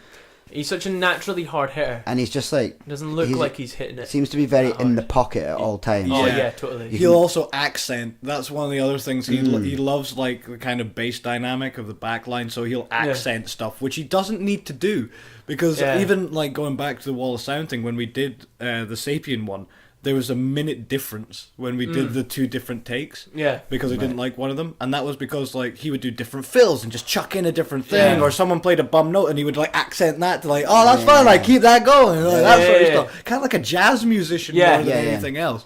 And it was like, dude, that's where it's at. But he's talented enough to have the other instruments sometimes dictate what he does. Yeah. And he just instantly adapts. Yeah, he'll punctuate it and just like slide right in. That's like your ideal drummer, really, isn't it? Just like he can like drive it home, but then like he'll hear like what somebody else is doing and kind of go, "I like that." Yeah, man. Or kind of be like, he's not afraid to be led. Yeah. It's just sort of like, I will lead you as long as you show me where to go. The other thing is like, it's the same with art, same with music. The cleaner and the more precise that it is, the less you have to hide behind. So the thing is, you think about like a Sailor Jerry pinup girl, really simple, one line round the outside. Yeah. You fuck up one of them little corners, and she's got like a gimpy arm or something like that. Yeah. You'll be like, that doesn't look right. Yeah, and that's a But if you're playing like this gravity blast, a million miles an hour, you miss like a triplet or something like that. Oh, it's too quick, it's gone. But it's more like stripped down. There's no fat at all to anything that Lyle plays. It's there, all of it's there for a reason, and I fucking love it. It's the same with Bud from Lucifer's Corpus as well. He plays another incredible player. He plays drums in that same way as well. There's zero fat to that boy.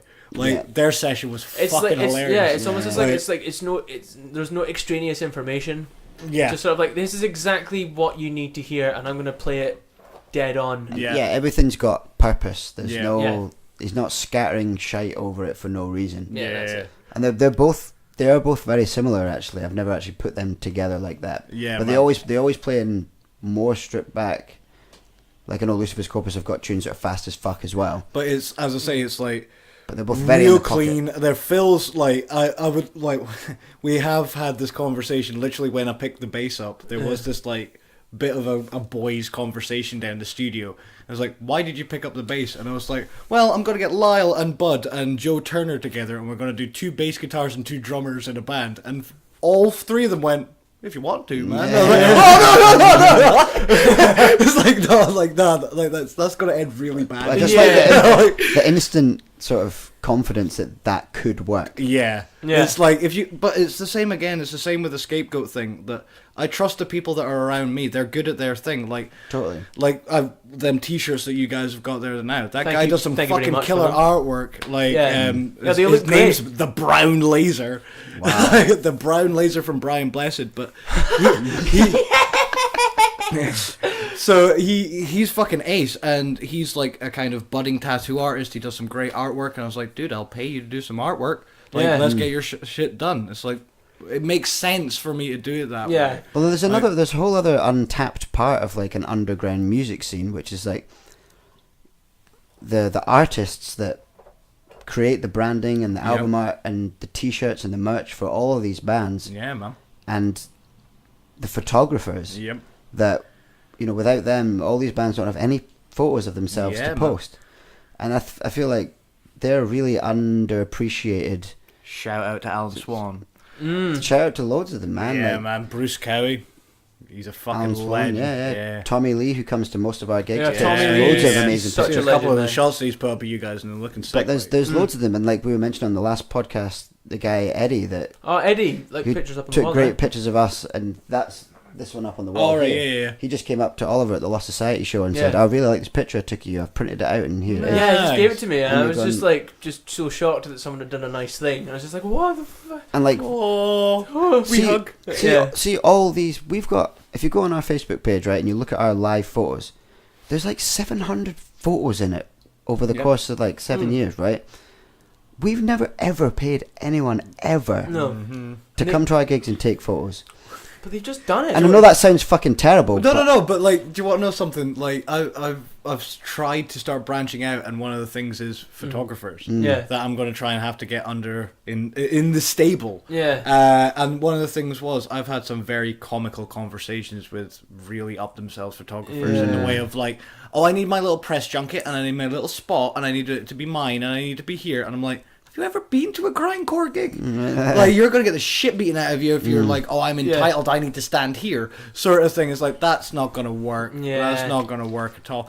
So I can back you up 100% in the way that the passion of the, if you want to call it, the underground photographer, the one that understands the band's plight, that the band ain't getting very much, I'm not getting very much either, is the ones that then go, I need to get paid, and I need to be here, and I need my sandwich at 5 o'clock, and I understand that, but you got to pick your battles. It's like, but photographers have always been like, even if you go to art school, you can do photography. Yeah, and that's the thing, that also adds an extra layer of kind of entitlement to it. Yeah, you're totally right. But all the best. No, go for it. All the best live shots we ever get are from people that are already ingrained in the alternative kind of underground scene. So, and they are probably your Alan Swans, your Tommy Lees, Eddie, all these dudes. Yeah, Bruce. They're people that even if they forget their camera, when they get there, and go, oh fuck, I forgot my camera. Yeah, they're still there to see the gig, and they'll stay there. For the they're whole still gig. there to like hang with their pals, like that. Well, it was the last Endless gig that was there. They're from they had a band from Leeds called Onisnop playing with them, and Gendo Akari, another like local Edinburgh grind band. Yeah, and they're the thing pretty was, fucking ridiculous as well. Holy Jesus shit, man! Yeah, they're fucking insane. That's Chris from Party Cannon, right? No, that's He used to play oh, what's it? Well, it's pretty much The Colour Pink Is Gay.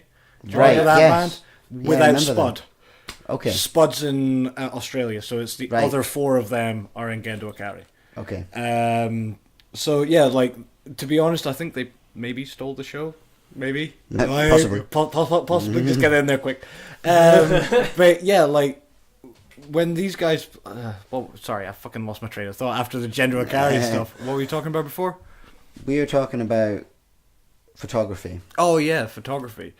Yeah, it was like when we went down there, the whole point of the event was I was probably going to film it. But then Richie last minute then pulled out and go, oh, I can't seem to get like the stems out for you or something like that. I can't remember exactly what the problem was.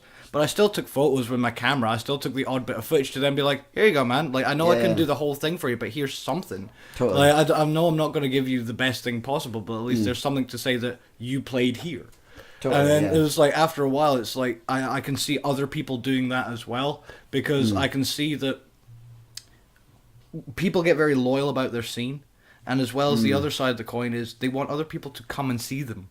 Yeah. Because don't get me wrong, if you go for like the San Francisco grindcore scene, or you go the Norwegian black metal scene, or that sort of lot, they're known for that sort of music because of how intense the scene is.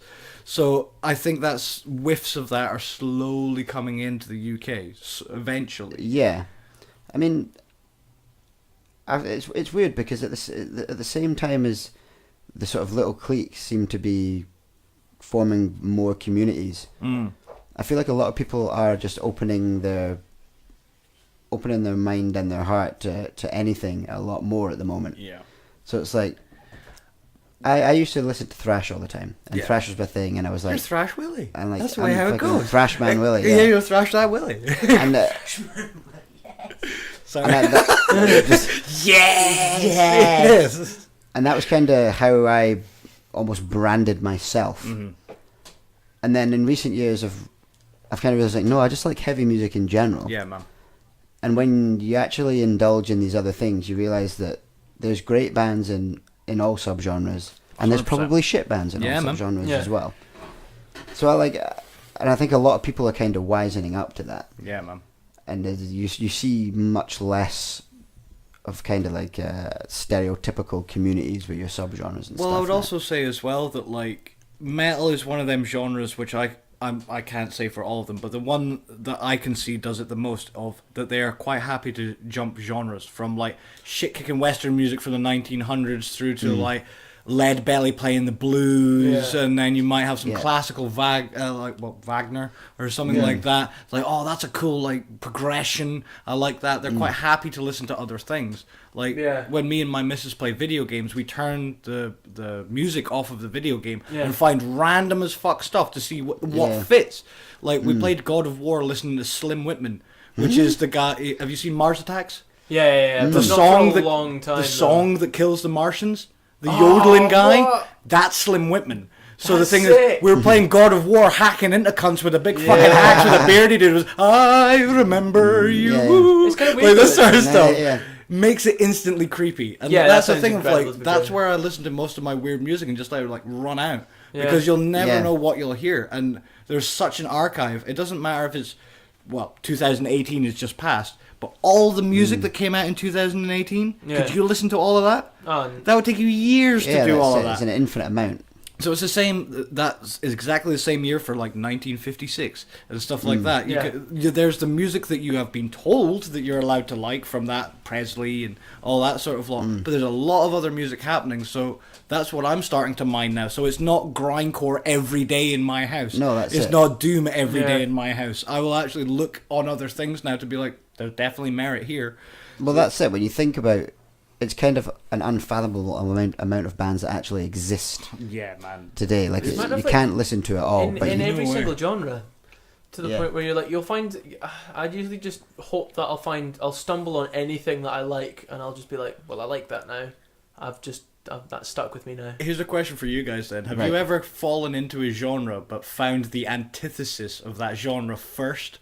And then everything else that you listen to is like, I'm trying to think off the top of my head. I mean, I'll listen to a whole bunch of stuff ironically, yeah, and then be like, I actually just. Are you a Euro pop J-pop fan? To be fair, it was probably that I know that I would just immediately unironically like it. Yeah. Instead of just been like, haha, that's quite funny. I quite like it. I just probably go like, nah, that's just sick. Yeah. I just really like that. That's kind of a hard question for me to answer because a lot of it comes down to like nostalgia or something. Yeah. Whereas like the first thing that I heard is kind of maybe still my favorite by default. Yeah. Yeah. And it has this kind of like it's brought up to another level because of the fact that I heard it first.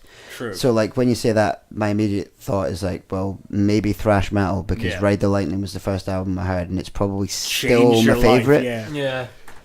But do I really think it's the best thrash metal album of all time? Maybe not. No. So like best and favorite become a kind of different lost thing. the middle. So I don't feel like by listening to Metallica's first 4 albums as the first 4 thrash albums I ever heard, I found the antithesis of because the thing is that like the genre. I must admit, in my lifetime, I've been very fortunate in the way that, as I said beforehand, my brother was like really into tunes and he was good at playing them, and he would also figure out bizarre bands. Like one of the first bands that I heard was Boris, the Japanese doom and weird band. And he was like, "Here you go. Here's a 56 long minute. Like, go for it." Sorry, 56-minute long song. It's definitely 56-minute long minute. 56-minute long minute.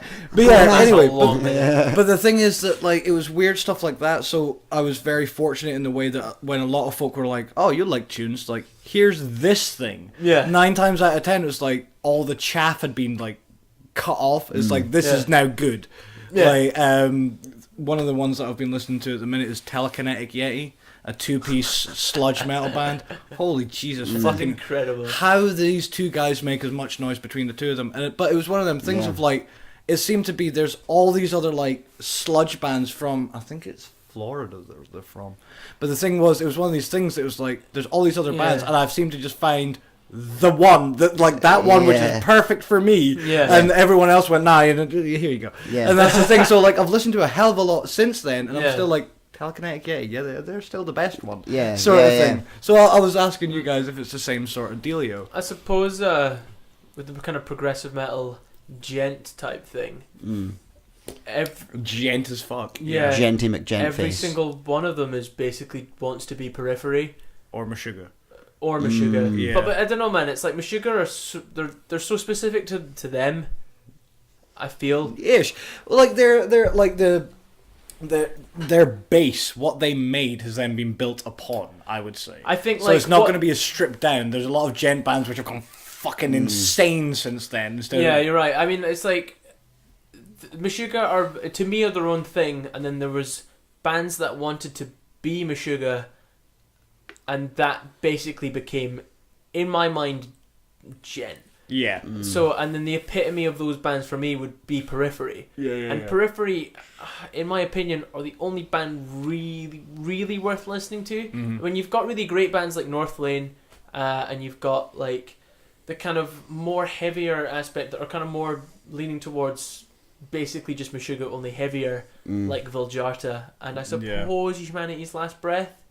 But in the kind of vein of like proper progressive metal, with you've got like basically like Periphery are basically just like Fall Out Boy if they fucking listen to Meshuggah. That's basically it. Yeah. And that's why I love them. Like don't get me wrong, it's really hard to sell me on clean singing.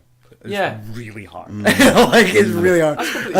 And then when Periphery came in with that sort of stuff, that was one of the kind of things that like don't get me wrong, I like my clean singing. As I say, I've spoken before about like blues and folk and soul and all that sort of. I like it if it's done well. If it's in the right context. There's bands which have done it well, which I can deal with, but then there's other ones which just slather that shit on, and it don't fit in my opinion. I suppose at the Periphery there was so much of a metalcore influence in what they do, and like I like metalcore. I suppose that comes like I started liking things ironically, and then realised I liked them unironically. Yeah. Pretty much every single metalcore song I listened to going, wow. And then after a while I kind of go, wow, that's really catchy. Yeah. And then after a while it's just sort of like, this is just fucking great. I don't give a fuck. This is great. Like I don't know. There's always been like this grey cloud over metalcore. As a kind of subgenre, because it was always the kind of one that you. It was the next step after emo. Is pretty much it. Yeah, like or your quote unquote true metalhead. Yeah. That would be the one they would stay away with. So like, if you were like if you branded yourself as like a metalhead guy, you would be allowed to like death metal. You'd be allowed to like grindcore, thrash metal, groove metal, sludge metal. If you like metalcore, that was almost like that's the one. You're over there now, yeah. When actually they all just have as much in common with each other 100%, as you know, but clean singing always seemed to be the one thing that then I think with metalcore it just became but, so I'm not going to say this right because I've had some cans commoditized. Yeah, because it just got to the point where did I manage that? English. I've had a few cans. So. Don't worry, I've been fucking up all day. So. But you know what I mean? It's like there were so many bands out there like Memphis Mayfire that are kind of more like the more kind of post-hardcore metalcore. I mean, I'm probably not getting it right, but like it came to the point where there was a formula.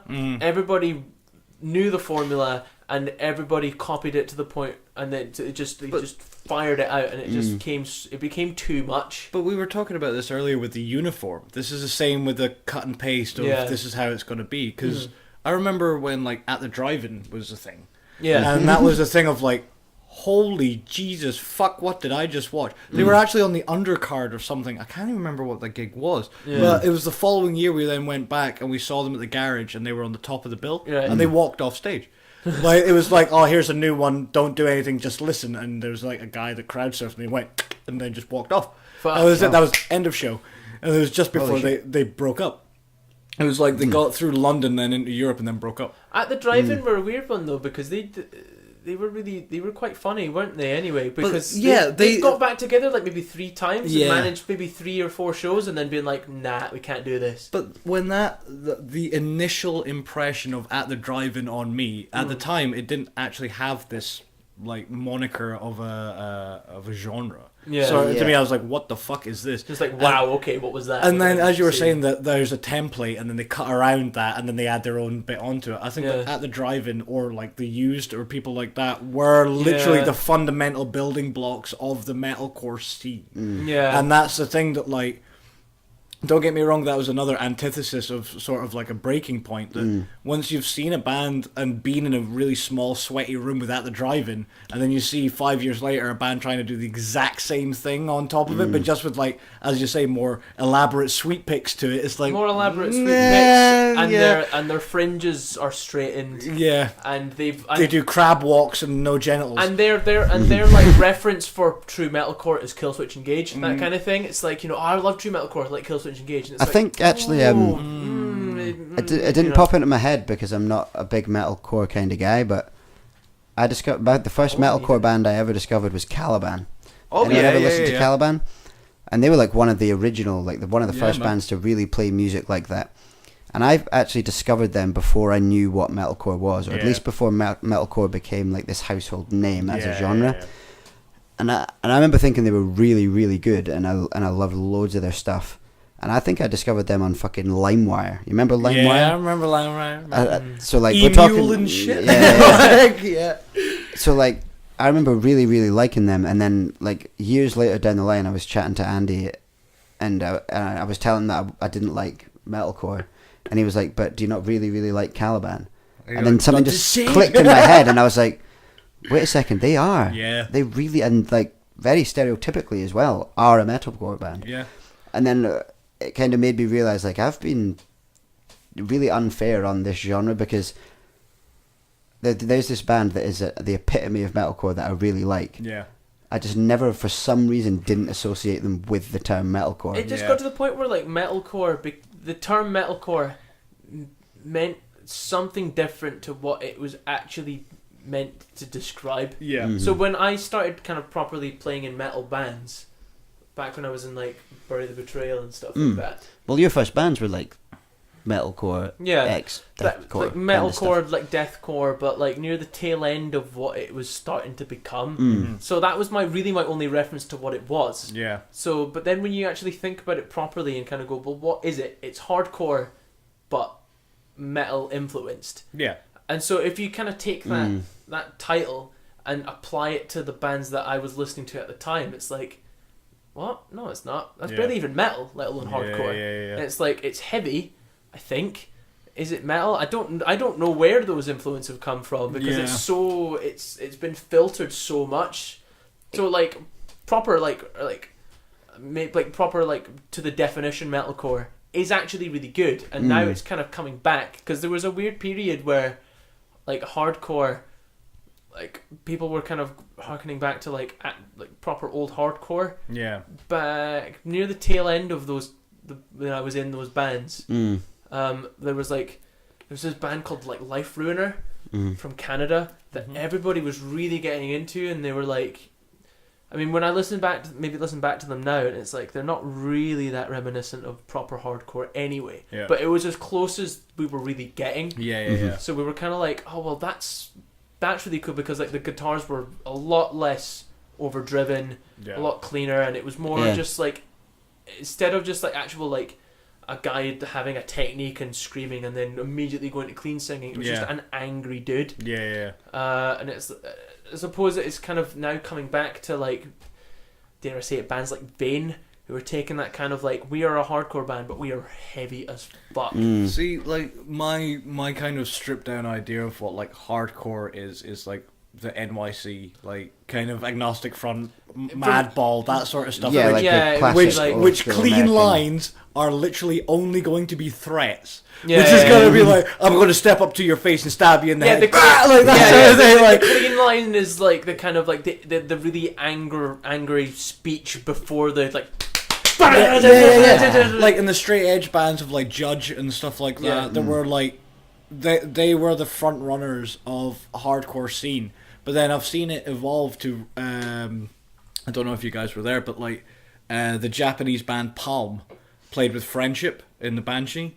And Jesus H fucking Christ. Yeah. If you've not seen it, I thoroughly recommend you watch the video that I put up the other day, because it is a fucking madhouse. Like, and the thing is, they've taken now this hardcore edge and lifted it another step. Yeah. Because I think this whole, like, there was the crossover mania with like Municipal Waste, and then they did like accessible crossover. That's the one, and then there's like the party thrash and stuff, and that's all well and good. Happy with that, that's great. Yeah. But then the thing was, that's what hardcore became. That was exclusively that. And the thing is that, to be perfectly honest, these subgenres are, in my opinion, killing stuff. There's always been two types of music, in my opinion, and it's good or bad. Good music or bad, absolutely. And so the thing is, that's what it all comes down to. And that's the thing that, like, when I speak to folk and they go, oh, like at the drive-in, folk will go, oh, that's an emo band. Or even like, I've had some folk go, well, since they were on Jules Holland, that's technically pop. And it's like, I'm like, well, okay. Like, when did that become a rule? But you know what I'm saying, though, that like, it's these things have got these ideas of what they think it is, and vice versa. So do I, because we'll dissect them in different ways. Because we'll go, well, that's my point of reference for metal, hardcore, whatever. And then everyone has everyone has different kind of back knowledge. Like, my knowledge of everything I just described to you is so specific to some like Gadget being asked to join a metalcore band and not really listening to it that much and kind of looking back and maybe doing some research and kind of going like, Parkway Drive, who did they like? Who did like this? It's so easy. They like? Happens all the time, man. Every interview I do, that's the thing that I always want to do, is either find out who their influences are or who their peers are. And that's the thing I always ask bands, of just like, who have you played with, who's the shit, or vice versa, who inspired you to make this noise, because either you can work linearly backwards or forwards from there, and that opens up a treasure trove. And it seems to be, I always keep on regressing for some reason. I don't know why. I always want to keep regressing, even though I keep finding new tunes and I love it. My passion seems to always want to go backwards. I think it's like, it's weird. It's like I tend to, I think I got to a period where it's a sort of like, mate, you've been listening to like the same 5 albums for fucking years. You need to change this. And then I just got like, I can totally help you with that, man. Yeah, but I got like so like stressed out by the fact that it's like, you know, oh, you can't listen to that. You can't listen to that. You've been listening to that. Yeah. But then it just got to the point where like, who fucking cares? I like listening to that. Like, music is something that I enjoy. I shouldn't have to work at it. Yeah, that's even just listening to it. And I think at some point in your life, when like, especially in your young kind of ages, where you're very much ingrained in sort of stereotypes or whatever, you know, before you've opened your mind up to how the world works or whatever, that there is that sort of element of you're listening to something and you're kind of not enjoying it that much. Yeah, like I used to listen to thrash bands quite a lot. And like I would mention to people, check what I'm listening to. Yeah. But then I'd go home and I wouldn't listen to it. Yeah. Because I was kind of enjoyed the fact that I liked that band. Yeah. Because people that were my friends that were into thrash would then go, he likes them. I just don't have that anymore. But also when you're young, that's a pillar of your personality. Yeah. That's something to like, because every person goes through it without a shadow of a doubt. They'll go, I want to be the most individual flower that's ever been. Then you find a group of people which are very, very similar to you. You realize you're part of a community. That community then realizes that we're all a lot more similar than we think. Yeah. And that's the thing, that everyone goes along that line. And don't get me wrong, it's kind of our it's, if you want to call it, I think it's kind of necessary. Because don't get me wrong, it's a learning process, isn't it? It's a learning process, but also it shakes off the chaff of the wheat. Because if you're thinking about it, that like, don't get me wrong, if we sitting around here, if we didn't have the amount of similar things to talk about, this would be a very quiet couple of hours. You know, so the thing is, it brings the people closer together, which are in tune with the same things. Like, no doubt we're into the same music, but I bet you any money that we could sit here and spout off 5 movies that all of us would enjoy. So that's the thing. It helps us get together into these groups, but it doesn't identify us solely. But at the beginning, that's 9 times out of 10 what it does. And there's people, we were talking about the black metal thing earlier, that's the only thing that they can identify with. That's one of the things which makes them who they are, and if someone then threatens that, then they're wrong. Even though it can be factual, like the things that they're saying. So it's a difficult world that we're in with that. Well, one thing that I wanted to talk to you about, like, bringing it back to the whole scapegoat thing. Yeah, we've not spoken a lot about that, but that's fine. No, I mean, like, we like that it kind of just turns into a conversation. That's actually kind of where I'm going with this. Is me and Jack always refer to the interview that we done with you originally as one of the favourite ones that we ever done. Okay, and thanks, that was, man. You're welcome, man. Much appreciated. Cheers. Thanks very much for having us on. No worries. And but the reason for that was it was very conversational. Yeah. So, like, at this level that we're at, I don't open our email inbox and we've fucking got an influx of people like, do you want to do an interview for this? Do you want to do an Yeah. You know what I mean? If we want an interview, we have to go and find ourselves one, right? And a lot of the time when you do that, you get fired back the same old questions. And it's kind of one of the reasons we started the podcast. Because we wanted to make more content, like, kind of freely without having to worry about a huge creative side what to the it. fuck are we going to do this It's kind of just a way of us having a budget. Yeah. Okay. And B, because it gave us an outlet for actually talking in depth about aspects of the band that no one was actually going to come to us and ask about. Yet we still want to talk about it. Yeah. And, like, we just had to kind of go over the hill of, like, do people give a flying fuck? Okay, we don't really mind. Yeah, exactly. We want to talk about it anyway. Yeah. And B, kind of like, is anyone going to actually listen to it? Probably yes. Yeah. Probably not shitloads, but content, man. Yeah. That's it. People who are interested will listen. Mm-hmm. So I think, like, how is it for you when, like, obviously you have a really conversational approach to your interviews? You don't, as you said before, you don't write down questions that you want to ask and stuff. There's a skeleton outline. So, for example, like, now it's got to the point that if I know that there's a band that I'm going to interview, they've got a new album, I'll touch upon that. Like, sort of stuff. Yeah. But it won't be like, oh, I've got to ask this first and blah, blah, blah. I'll just see how it goes. But I feel like a lot of the time, like, underground bands that are below a certain level, they'll all get the same kind of questions from people, and you'll come away from reading an interview with a band and you'll really have learned shit all about fuck all about me. About them. You've learned so what's next for you guys, and you'll have learned when their EP came out, and you'll have learned maybe who their main influences are or how they started the band, right? These kind of things that are interesting if you don't know them, but essentially kind of trivial bits of information, and every band has got a story as to how they formed. And it's usually not that exciting. It's usually just pals that wanted to get together. But the thing is, there's normally going to be them jokes or influxes of things that, as you say, the hardcore will always want to know. It doesn't matter what band it is, somebody will want to know it. But I feel like, you come away from these interviews, you still don't know that much. You know, like, the little tick boxes of, like, essentials. But the interviews that I like are these stupidly in-depth kind of podcasty-esque things where you find out all these random little facts about these people. And it makes you enjoy them so much more. Like, so many bands you've seen interviews with, and they're so technical, and you come away and they're just dead rigid.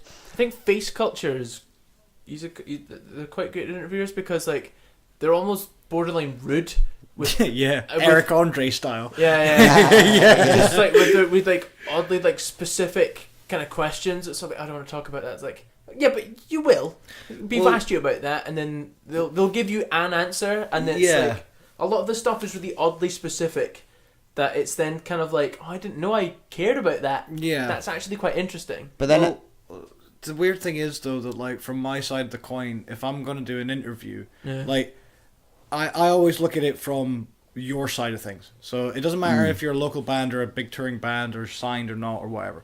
But the thing is, it's like, well, how would I want to be spoken to. If you're a random guy, I meet a random guy, he then wants an interview. How the fuck? If he's like, oh no, this is the question, blah blah blah, you gotta say it this way, and no, I want a sound bite, I've got a commercial. Like, that's no, I'm not gonna do it that way. Yeah. So as well as the fact of me just meeting these people, sometimes cold, never met them before. Yeah. I've got to have a conversation with them, like, now we're on the same page. Well, me and you had never really met much properly, before that. like handshaking a t-shirt sort of thing, and that was about it. Well, I'd never met you before at all. Until before today. Here, you guys turned up at my house going, I hope he's in. Is that his door, big boy? Yeah, I mean, and now we're like, what?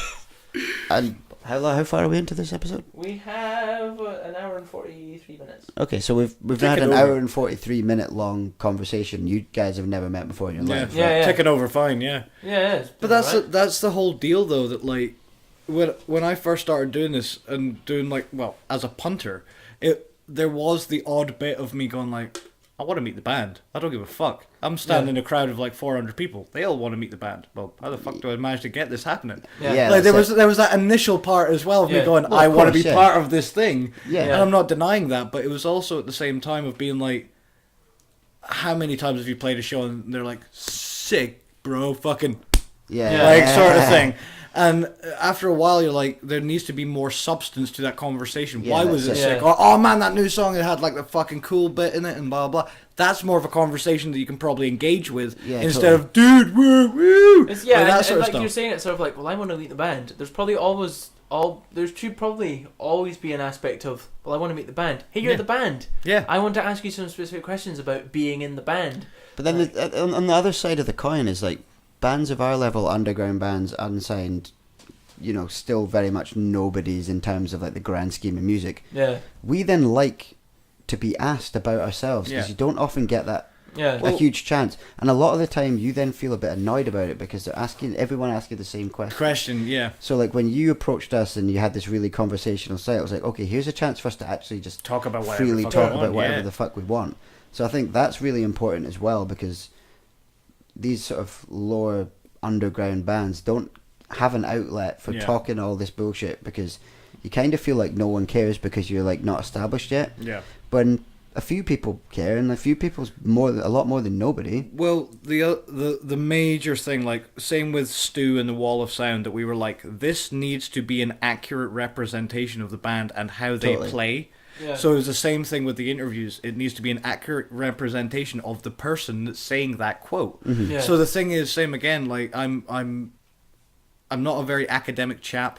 I like, the thing is, I can't write up. I'm not a very good quote unquote journalist when it comes down to it. So even if I transcribed everything that you said, it might not come across in the same way as you said it. Yeah, well, that's it. Yeah. So that I would rather it be. So you can make the most bad taste joke in the world, but if you've got the setup that it makes sense, then that's fine. Exactly. Instead of just dropping in whatever, So like, it's kind of like why journalism in general doesn't work. Exactly. This is going back to like the political speech that lasts 3 hours and you get 5 minutes of it.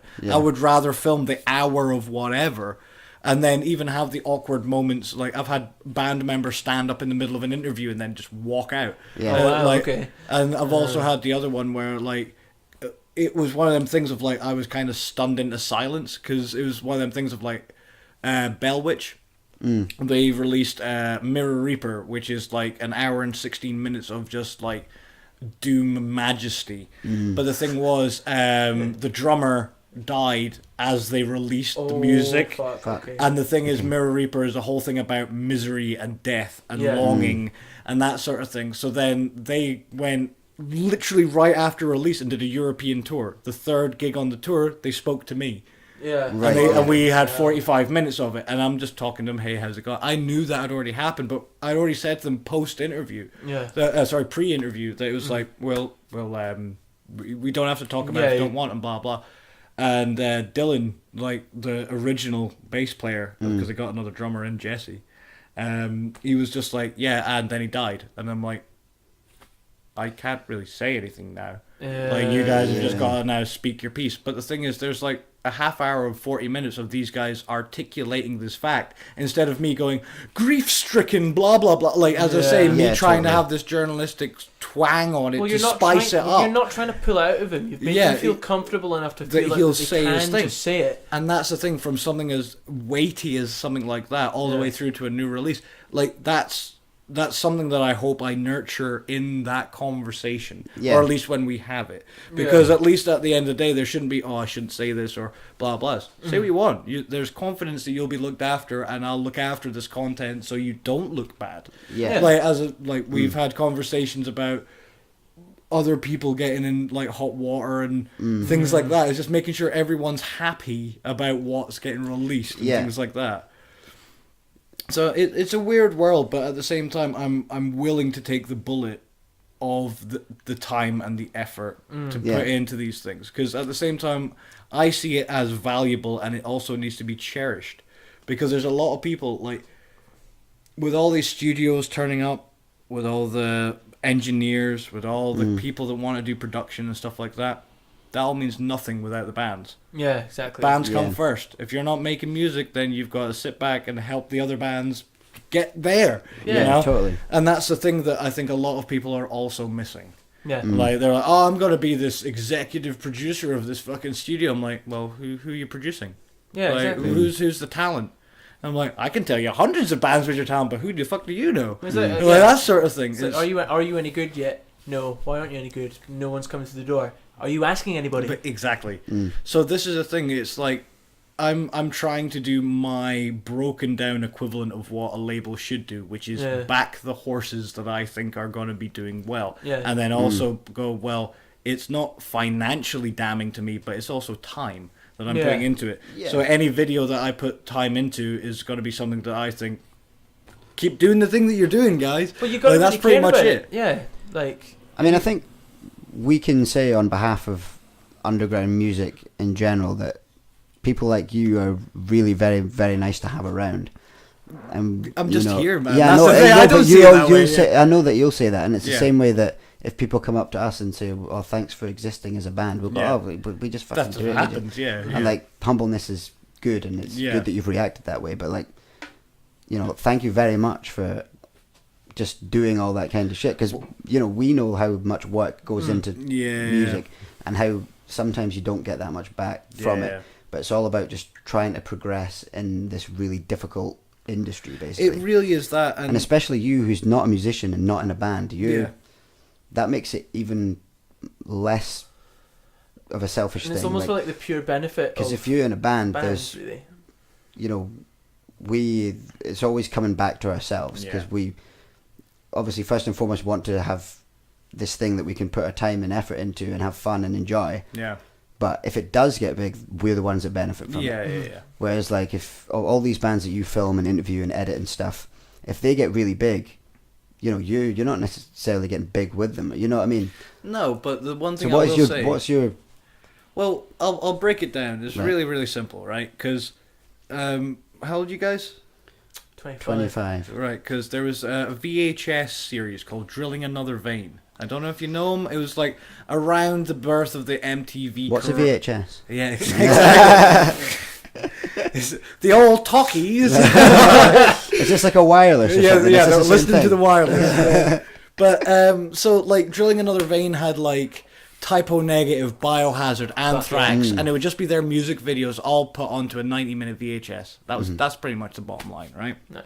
And there's a couple of videos in particular that stuck with me, and I saw these like VHSs when I was like 9 or 10. Yeah. And there's one which was Biohazard, and the thing was that the music video was like half at a live show, but then half in a studio. Yeah. Right? And the thing was, the bit in the studio, there's like 3 or 4 guys just like sitting smoking weed or like drinking a beer. It's like, not in the band, not you had shots of the console and stuff like that, like twiddling knobs and stuff like that. But then every so often you just get this guy being like, "Hey man, it's alright." It's like, who the fuck is that guy? Like, who the fuck is that guy and how do I become him? Like, that's pretty much it. It's like, I'm not a musician, I'm not a producer, I'm not like a sound tech. I'm just there and like I'm helping out and that sort of stuff. I was like, well, that was like the kind of first thing. So it's like, right you are. Like, I want to be that type of dude. Yeah. Right?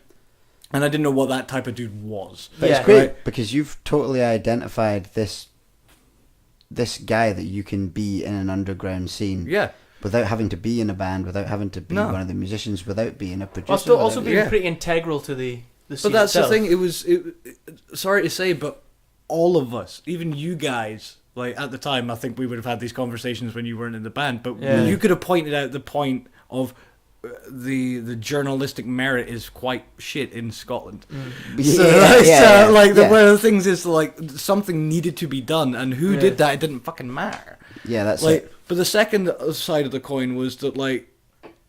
Not just I wanted to be part of them like Biohazard drilling another vein videos, but I was obsessed with watching, as I say, like 1980s Black Flag videos or like things like that of them just sitting talking. Yeah. And there's brilliant photography of people, as I say, that couldn't use cameras, taking pictures of stuff that nobody gave a shit about. Yeah. And at the time that nobody wanted to look at. Yeah. Right, and then 25 years later, there's this guy, when he was like fucking, I don't know, like 20, being like, oh my god, this Yeah, is well, the that's coolest it, yeah. thing ever. Yeah. Like, that then translated to me of like, well, man, through my two peepers, I've seen a lot of shit that folk would literally kill for. Yeah. And the thing is, also, it's the other thing that it comes very easy to me in the way of, don't get me wrong, seeing 17 years worth of shows, and then you're just like, hey, buddy, I've seen you for 17 years on the door. You get to know the guy's name. Yeah. Yeah, totally. So don't get me wrong, if I was like outside of the scene and then went, oh, I want to go and interview bands, this would have been a far more difficult gambit.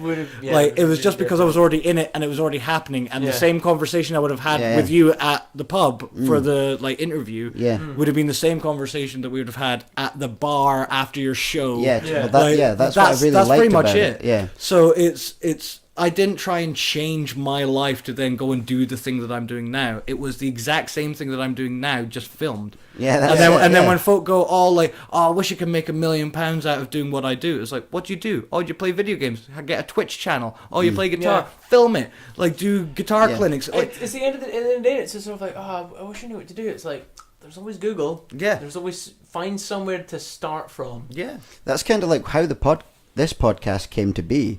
Was we would hang out and we would have a big 2-hour-long chat about band stuff. Yeah. Yeah. And then at the end of it we'd go, don't really have much content to post today. Yeah, exactly. And then it was kind of like, well, if we just recorded that and uploaded it, there's 2 hours of stuff. Yeah. One of the things that I was saying to you guys when I did that, pardon me, initial interview, it was like, buy a fucking GoPro. If you Yeah, go in a I car remember, or yeah. whatever it was, it's like, just film Yeah. it. Yeah. Like, it doesn't matter how it's edited, but at least somebody will see it and go, oh, they're in Dunfermline, or oh, they're in London, Yeah. or oh, I've Yeah, seen that's the commute to wherever they're going. They feel like they were there too. And Yeah, so Yeah. any bit of content you can generate is good content. to a degree is all Yeah, I'm you going to suppose say. you're right, yeah. Like, because the thing is, like, Anything there's- that's got if you're- good substance and relevance to Well, it. yeah, like Yeah. you can. I would also say you can polish a turd as well. So the Yeah. thing is, even Yeah, if the that's true. content inside it isn't that good, you can make it look good in the Yeah. end. But the thing is, it's the effort and time. It's the same thing. It's the passion problem again. Yeah. Like, I would rather take passion over talent any day of the week, and it'll show if you can make a video or a tune or whatever it is. You might not be Yngwie Malmsteen, but you can still fucking rattle out a tune, sort of thing. Yeah. Totally, yeah. So, like, the passion will always drive it, and if you do make that video and you put your whole heart into it, it doesn't matter if it's going to look like a fucking Hollywood production. They can tell Yeah. that that's in there. Like, and At the end of the day, people are looking for a bit of honesty. yeah, and that's the one thing that I try my very best to uphold, because like all the things that I do are either by the skin of my teeth or through people that I know. Yeah. And Yeah. it'll be like, do you want to do some artwork for the t-shirts, or do you want to do me a roll-in screen, or like, yeah. do you want to be part of this interview, or do you want to do something else, like be part of the bands that do the session? Yeah. Like, I've got to trust in these people as much as they've got to trust in me. Yeah. And that's the thing that, like, I'm quite happy to, because at least in Edinburgh, and you guys know the same amount of people as I do, Yeah. there's a wealth of stuff there that is not getting mined. Yeah. Like, there's lassies that are doing fashion that could do your on-stage get-up, and then there's Yeah, like that's it. filmographers that could film your music video, and graphic designers that do your like, as I say, all of this stuff I just asked nicely. Yeah. And then the other one was if somebody asked for a certain amount of money, you pay them. And Yeah. there's a lot of folk that also are Yeah. very happy to do whatever the fuck it wants, and extra. Yeah. Because you've just been like, oh, right, there's 50 quid for a design. here's 50 quid. Literally that day. Here you go. Oh man, I'll do you 5 more. I was like, no, I just want the one. Yeah, that sort of thing. Like you're treating them in the same way as you wanted to be treated yourself. Yeah. And that's the same thing that I try and do with every one of my projects. And that's pretty much it. And I think from what I've seen of all your content, it's very relevant and it's very in the forefront of everything you do. I think it's quite noticeable. So I think you should be proud of yourself, because that's quite a You're doing a great job of everything. It's killing me slowly, but it's something to do before it kills me. But yeah, every creative project kills you slowly. Yeah, and that's just the way of it. Yeah, every project kills you slowly. What time are we at? Because we're probably going to wrap it up fairly soon. 2 hours now. Right. So what we'll do is give you an opportunity to shout out all your stuff and where people can find your stuff and follow you. And well, first off, there's like a few folk that you need to shout out. Stu Gordon at Wall of Sound. He's an absolute fucking sweetheart. If you need anything recorded, go see him. He does all of our audio at the Wall of Sound stuff. Same with James McDonald. He does City of Dis. He also recorded the Endless Swarm stuff. So if you want anything really aggro done, I would probably say he's your very man. As for me, you'll get us on like Facebook, YouTube, scapegoat.tv. We are on Instagram as well. Twitter can go fuck itself. I'm not that popular, so I don't give 2 fucks about that. Twitter's fucking shit it's for fucking underground bullshit. bands, So yeah. So we just shit posting, and that's what it's good for. We will be getting a website put together, considering we've got so much content now. It actually deems worthwhile of having its own website, because that was the one thing I was so worried about in the first place. So we are going to be looking for, as I've said before, new photographers, videographers, editors, things like that. We're starting to branch out. We've got a new guitar tech video coming now. Cool. With Daniel Drever, Iron Altar, Kieran from Perpetua, and Duncan Mountain, which is going to be the kind of main block of guys. We've got another 2 coming in, which are then going to do like a round-robin guitar tech video, and that'll be like hopefully every 2 weeks. Nice. But we shall see how that goes, and potentially we shall be promoting our own gigs by the end of the year, so we shall see about that. But yeah, as I say, there's lots of irons in the fire. We might have a zine coming out. We've got, as I say, more people getting their own videos sorted. So more interviews, but from different hosts and stuff like that. So if you're interested yourself and you want to get involved, shoot us a message. Scapegoat.info@gmail.com. You'll be able to hit us up there, give us a shout of what you do, and hopefully we can find you a job. So anything else, just let me know. That was incredible, man. That was great. That was really great. That was the smoothest. One more thing, right? You've got T-shirts. Yes, I do. So where can people buy some T-shirts if they want them?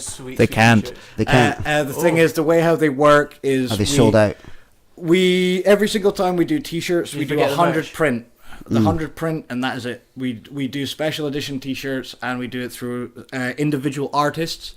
So once the 100 are gone, then we do the next one, and so on and so forth. These lovely young gentlemen have got the latest one, and it's pretty vicious. It's super duper fucking sick, man. Thank you very much for giving us free shit. I know, appreciate that very, very much.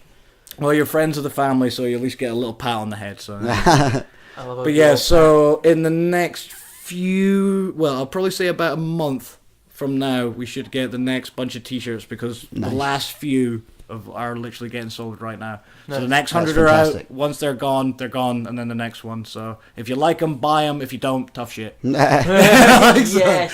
Well, Bailey, thank you very, very much for coming on and chit-chatting. This has been really good. And we nice spoke a lot about metalcore, even though I'm not a big metalcore fan. It always happens with us. It just goes away on these crazy tangents, I think I woke up when I heard metalcore, and I was like, "Go!" I can talk about Periphery now. But yeah, Periphery before same again with you guys. If you need anything and help from me, let me know, and I'll happily help. But any of you other bands out there that are interested in any of the things that we do, let us know, and we'll get something sorted. Well, there we go. There we are. Thank you very, very much for listening to episode 7, our in conversation with Bailey from Scapegoat. This has been episode 7 TV. One quick shout out, in case you're one of the very, very few people that stumbles across us, not really knowing who we are. This is the Disposable Podcast. We're Disposable. We're a metal band from Edinburgh in Scotland. You can find us on Facebook at facebook.com/Disposable Thrash, on Instagram at Disposable Thrash. And that's pretty much our lot. Go see some bands, motherfuckers. Go see them live shows. Go see the undercards. Go see the local shows that most folk don't Yeah, totally. Yeah. Dig them up. We could shout out some shows, actually. There's some shows coming up. We've got, I believe, on the 8th, we're playing in Perth. Yeah, we're playing in Perth on the 8th in Twatams. At the Twatams in Perth. On Saturday the 9th, I believe we've got... You're looking at me like the Kingwitch show. Oh, yeah, the Kingwitch Iron Altar. Is it Ancients? I don't know. Is that the 8th or the 9th? It's the day after I get tattooed, so yeah, that's the 8th. That's the 8th, so that's the same day. So if you're in Edinburgh, Kingwitch are playing. Banana Man's. Banana Man's. On the 9th, I believe that's Perpetua's EP launch. That is a Perpetua EP launch. When's that? Opium on the 9th.